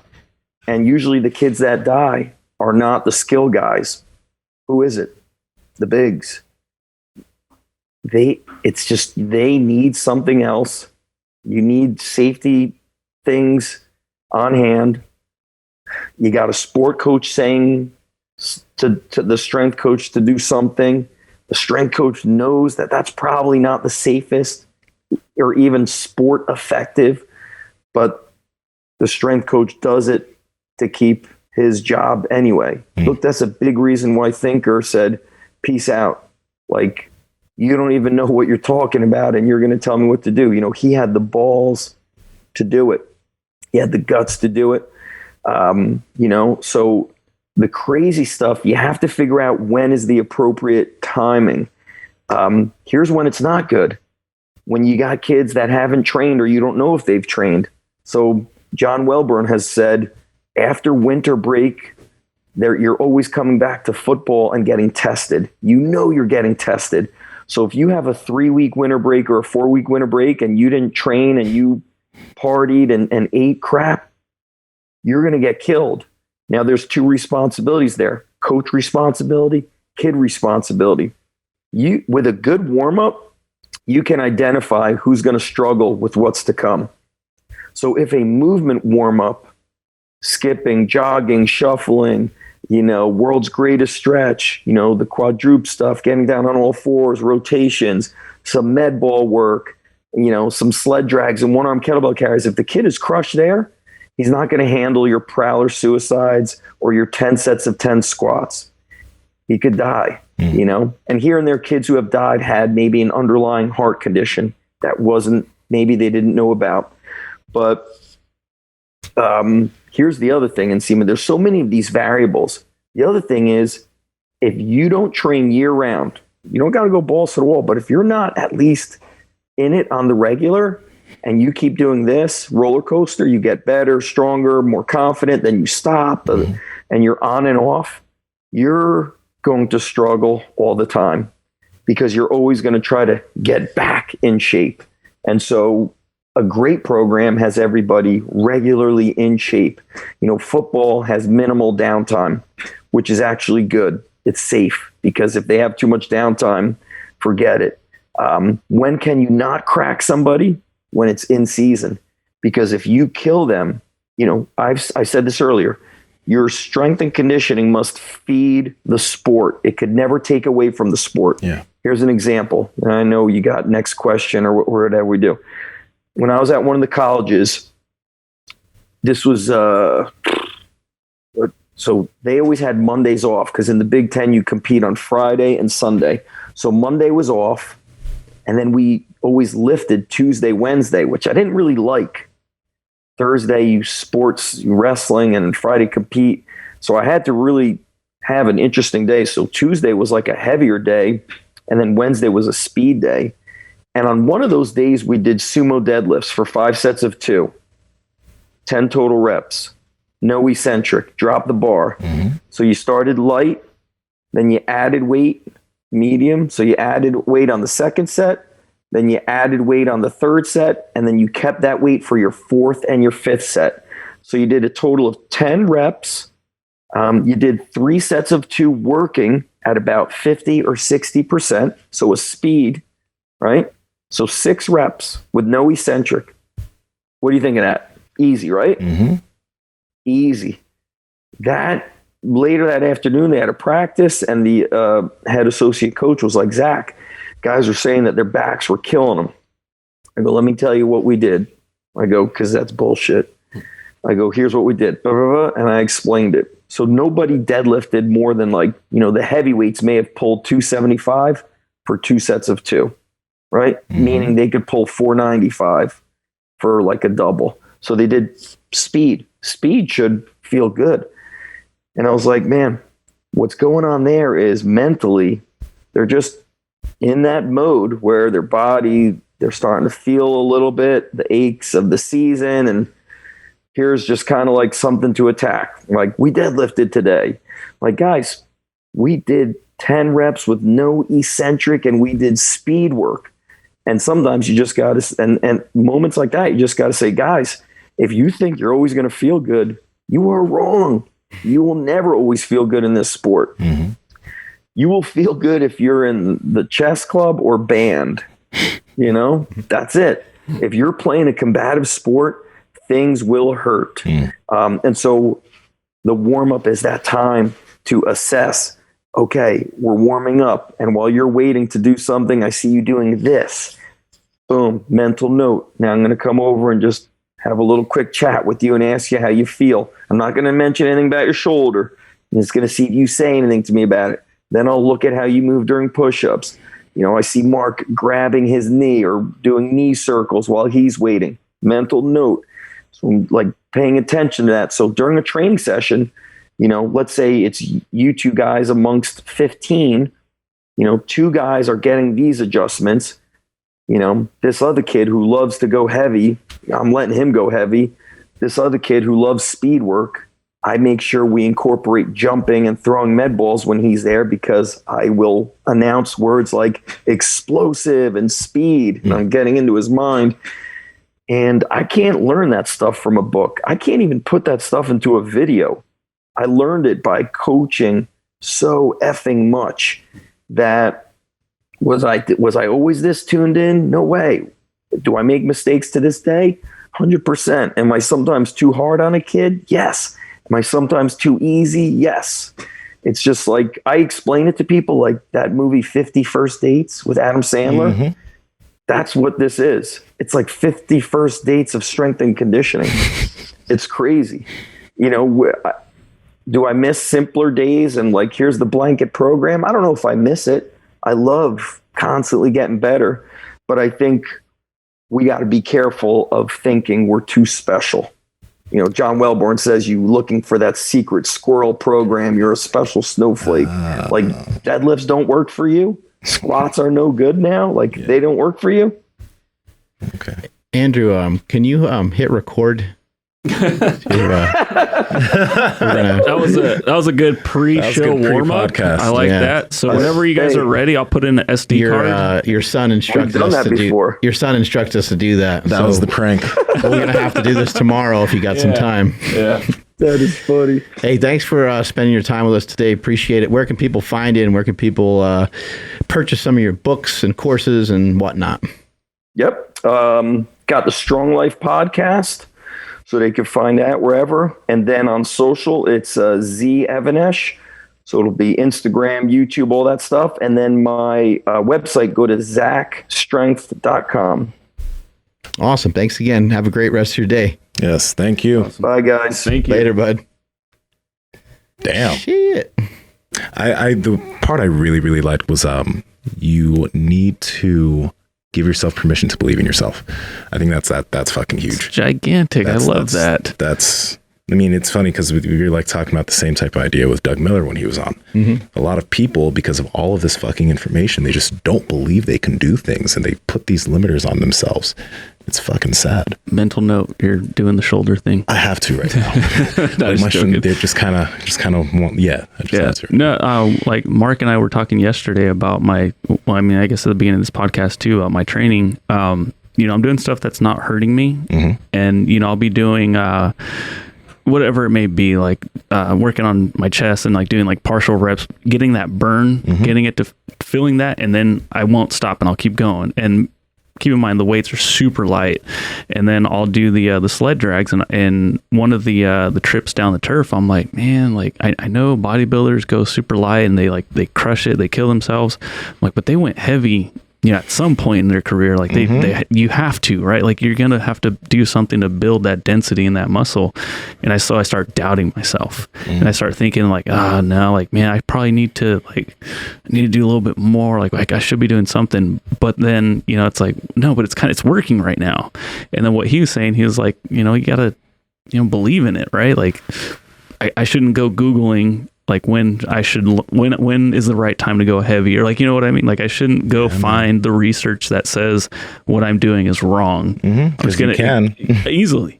I'm just gonna say fuck it and keep doing what I'm doing because it feels good, and I keep showing up every day. Yeah, when I was hanging out with Dante Trudell more recently, fucking huge bodybuilder. I mean, he's still massive, probably into, I don't know how old he is, but he's older than me, I think. Anyway, asking him about, he's the creator of Dog Crap Training, which is DC training is just basically 5 sets done in a row with utilizing rest pause method. Rest 10 to 15 seconds in between each set, and you do 5 sets and just really try to just blow yourself up on something. Lat pull down, squats, doesn't matter what exercise it is, you can utilize it for anything. But I asked him about it, and he gets tons and tons of questions on it. And he what he was trying to do is just have a program that was just really, really simple. And it was kind of called Dog Crap just as like a joke, because everyone kind of has their own like just training system. And so he was like, people asked him how he trained, and he's like, I train like dog shit, you know, it's like dog crap. Like, and so kind of here's what I do. Yeah. But in explaining all that and listening to him tell me how he does it, it was great, because he was like, oh, you know, I warm up for the exercise. Like, let's say I'm doing incline bench. He's like, I still take all the normal precautions and all the normal jumps that I would. He's like, and then the dog crap sets start. And I asked him about like form. I was like, well, what about your form and technique? Because as you're doing 5 sets in a row, you know, like you're going to put some body English behind it. And he was like, well, yeah. He's like, yeah, sometimes, you know, he's like, but when I first start a new exercise, I don't ever do that. He's like, but a couple weeks down the road, when I want to use a little bit more weight, he said, I put a little oomph behind it. And I'm like, you can't get that. Like Zach was saying, it's hard to get that kind of stuff from a book. It's hard to like relate. Like if a new person's like, what does that? We all kind of had an aha moment right when I said oomph, or like, oh, I get it. Like, okay, he's doing a bent over row and he had to kind of pull himself down to the bar to meet the bar. He had to get a little momentum on it. But that's not stuff that you really need to be concerned with on day 1, week 1 of starting a new exercise program. Like just save that for down the road and keep things as simple as you possibly can. Absolutely. Yeah. Yeah. Our boy Zach's great at simplifying stuff and just having people just fucking work hard. Yeah, there's an awesome dessert story that is going to be, or already is, on markbell.com. Oh, I'm so curious about that story. Banger. Hopefully we'll share it on one of the various platforms, but it is great. Yeah. No, I really do like our discussion on, you know, training nowadays in terms of like all the information, because it's amazing the amount of information you have on training, the amount of videos, the amount of instructionals, but still with the idea that there will be times that you will feel a little bit uncomfortable, that you may be doing things that people don't think is evidence-based. Like I have a love-hate relationship with the whole evidence-based type of idea, because I get it, but at the same time, it's like so many people use that as a crutch just not to really kind of work hard at something or do something that is a little bit unconventional because it's not evidence-based. Well, and as we talked about that deadlifter, that kid that deadlifts, you know, over 600 pounds, that doesn't mean that other kids on the team have to try to deadlift 600 pounds. It doesn't even mean that another kid has to try to deadlift 315. It's just, that's the way that one particular kid did it. And when he talked about shifting his psychology towards assisting the kids that he works with into what they're interested in, that's amazing. Yeah. You know, you have a group of kids and you're like, all right, we're working on bench. One kid's like, it hurts my shoulder a lot to bench. A shitty coach is just like, well, I don't care. This is the program. A good coach is going to say, well, okay, I understand bench press hurts, but maybe there's some options. Maybe we can board press. Maybe we can incline bench. Maybe dumbbells might be more effective. Yeah. And if all those things don't work, we can figure out other ways to try to get some work for your front delts, your chest, your triceps. I mean, there's always options, right? There's a lot of different ways that you can get a football bar, a bar that just has your hands in a different position, partial range of motion. I mean, you should be able to find something that suits the athlete. And I like that. I like that you're not just, forcing someone to fit into this. I think where you would have to force them a bit is maybe with the overall method, but not necessarily any one exercise. So it's like if we're doing conditioning today, you might be uncomfortable. If we're doing strength today, you might be more comfortable because maybe that's what you like. If we're working on flexibility and mobility, I might have a problem with that, right? Yeah. So think about getting crushed in your workouts. Those conditioning days, those are some dark fucking days, man. Brutal. Those double days were dark. That's tough, man. No, it's crazy. I remember all of my really good coaches. They always had a great effect on me. So it's like you'll always remember those individuals. Yeah. It's hard to. So one thing that gets to be really difficult about all this is that if you ever been worked on by somebody, if you ever had some tissue work done, you ever had any body work done, you could recognize there's a lot of body parts that you can reach just fine on your own, or you could use tools, right? How much pain are you willing to go through when it's inflicted on yourself? That's really difficult, right? Think about when you go to somebody and they start digging in on an area that's real sensitive, you start sweating and stuff. Do you have the same capability to do that to yourself? With just a lacrosse ball or something? It's like, and I'm not even saying that's the most effective way, but a lot of times that is what happens, right? Is that they dig in so hard that you feel like you're going to black out or cry or you start sweating. You're like, oh my God, what the fuck?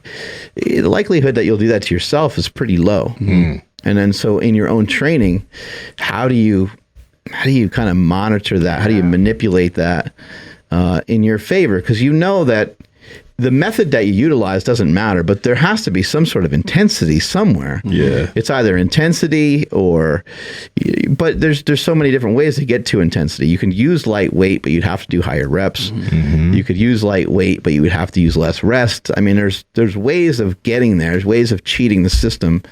And I think one way to get there to cheat the system when it comes to lifting is to utilize a lot of bodybuilding techniques, because you can peel off a lot of the layers of having to be super aggressive or having to lift really, really heavy weight. You can get a lot more out of lifting less if you can kind of use your brain. So an example of that would be, do 4 sets of 15 of a cable crossover before you go and do your dumbbell presses. Now you were going to use 100-pound dumbbells. Now you're probably going to use 60s and get crushed by it pretty good. Yeah. Yeah. Or just be a masochist. Yeah. Because I really like that, the complex gun. I love digging that deep into muscle tissue. Yeah, you start to learn that's okay. That's okay. Yeah. I think the one reason why it's got to a spot where I don't mind that really uncomfortable feeling is from the supple leopard stuff from Kelly Starrett, where he's like, don't make a pain face. This might feel a little bit uncomfortable. Get used to it. You get used to it. And it's just digging into your psoas or digging into those weird muscle groups. You're just used to that feeling. And it's nice. We talked about that a lot with lifting in general. I mean, just pretend you have an opponent. In lifting, you don't really necessarily always have an opponent. But just pretend someone's watching you and someone's judging you. Someone's I'm going to kick this guy's ass today. And then how do you squat 135 for your warm-ups? It should look different. If you feel that if you start making all these faces because you're feeling a little something in your knee. I mean, these are things I think about when I just even go on a walk sometimes. For my first reaction, sometimes I'll walk outside and I'm like, oh, it's kind of cold. And then I'm like thinking about it more and I'm like, okay, hold on a second. What's actually cold? You know, like what's bothering me? Like what's cold? And I'm like, okay, my hands are a little bit cold. Yeah. I can put them in my pocket. You know, I'm like, what's like, it's not that cold. Like, just fucking get over it. Like, you might get a little chill at first or whatever, and the wind is blowing or whatever, but you can get over it quickly, right? Mm-hmm. Talk yourself out of that shit. That's how it is in the mornings training, like here at the gym. I'm just like, this is going to be one of those workouts where I don't get warm the entire workout. There are some times where it actually does like stay pretty cold, but no, it's the same thing. You know, you get through with the big 3 and it's like, wow, I'm actually already starting to sweat. Like I haven't even started. Yeah. Hop on the bike right when you walk in. Right. You know, and do 2 sprints. You'll be drenched in sweat. Yes, you will. Yes, you will. And as far as like the like inflicting pain or whatever in yourself, like I remember, I think it was like a movie or something. Like we have something built into our like system that like technically we could bite our fingers off, but like our brain and our body is like, no, like you can't inflict pain. Like don't do that. Not too much. Yeah. And then, like you stop yourself without even really stopping yourself. Yeah. So it's probably has something to do with that too. It's like, wait, dude, like you're hurting yourself. Stop it. I bit my finger really bad one time eating a bagel. I was pretty surprised at how hard you can bite. Oh shit. I don't know. I was in a eating frenzy. Don't judge It me. must have been Fat Mark when he's like, bench bagel. Bench bagel. Bench bagel. I was like, God damn. That's fucking Bro, you gotta wild. be eating so fast to bite your finger while eating a bagel. Like Fat you, fingers probably just got in the way. Well, everybody's bitten their like cheek or tongue before, right? Oh, and yeah. And you're just That like, just- man, I could Like basically every day. that shit just makes you want to cry. Yeah, you almost like bite a hole through your whole face. You're like, how the fuck is that? Why am I biting so hard? It makes me mad. Yeah, on my left side, it's one of those things where like I did it once and then I do it like a little bit every time I go to eat. Because then it gets swollen. And then it's kind of been stuck there for it seems like forever. 5-6 years. Yeah, we ever take. I remember it happened in junior high and it's just still there. I think it's never mind. Yeah. Take us on out of here, Andrew. DrinkLMNT.com/power project. Head over there right now. Pick up a value bundle. Watermelon. Yeah. Oh, I know the new flavor. It's good. I haven't tried it yet, so I'm a little jealous. But yeah, value bundle. I think you get like 4 months worth of element electrolytes if you have one like every single day. So why the hell not? Link down in the description below, as well as the podcast show notes And the new slingshot. All right. Yeah, that's at is it? Well, I guess we'll see how that goes. I forgot the link, but yeah. It's on markbellslingshot.com right now. So we'll see what it's like by the time this episode goes out. Maybe it's already sold out. Yeah, gone forever. Please make sure you follow the podcast at Mark Bell's Power Project on Instagram, at MB Power Project on TikTok and Twitter. My Instagram, Twitter, Clubhouse is at I am Andrew Z. Nsima, where you at? At Nsima Inyang on Instagram, YouTube, Clubhouse, TikTok, Nsima Inyang on Twitter. Mark. I'm at Mark Smelly Bell. Strength is never weakness. Weakness never strength. Catch you guys later. Bye.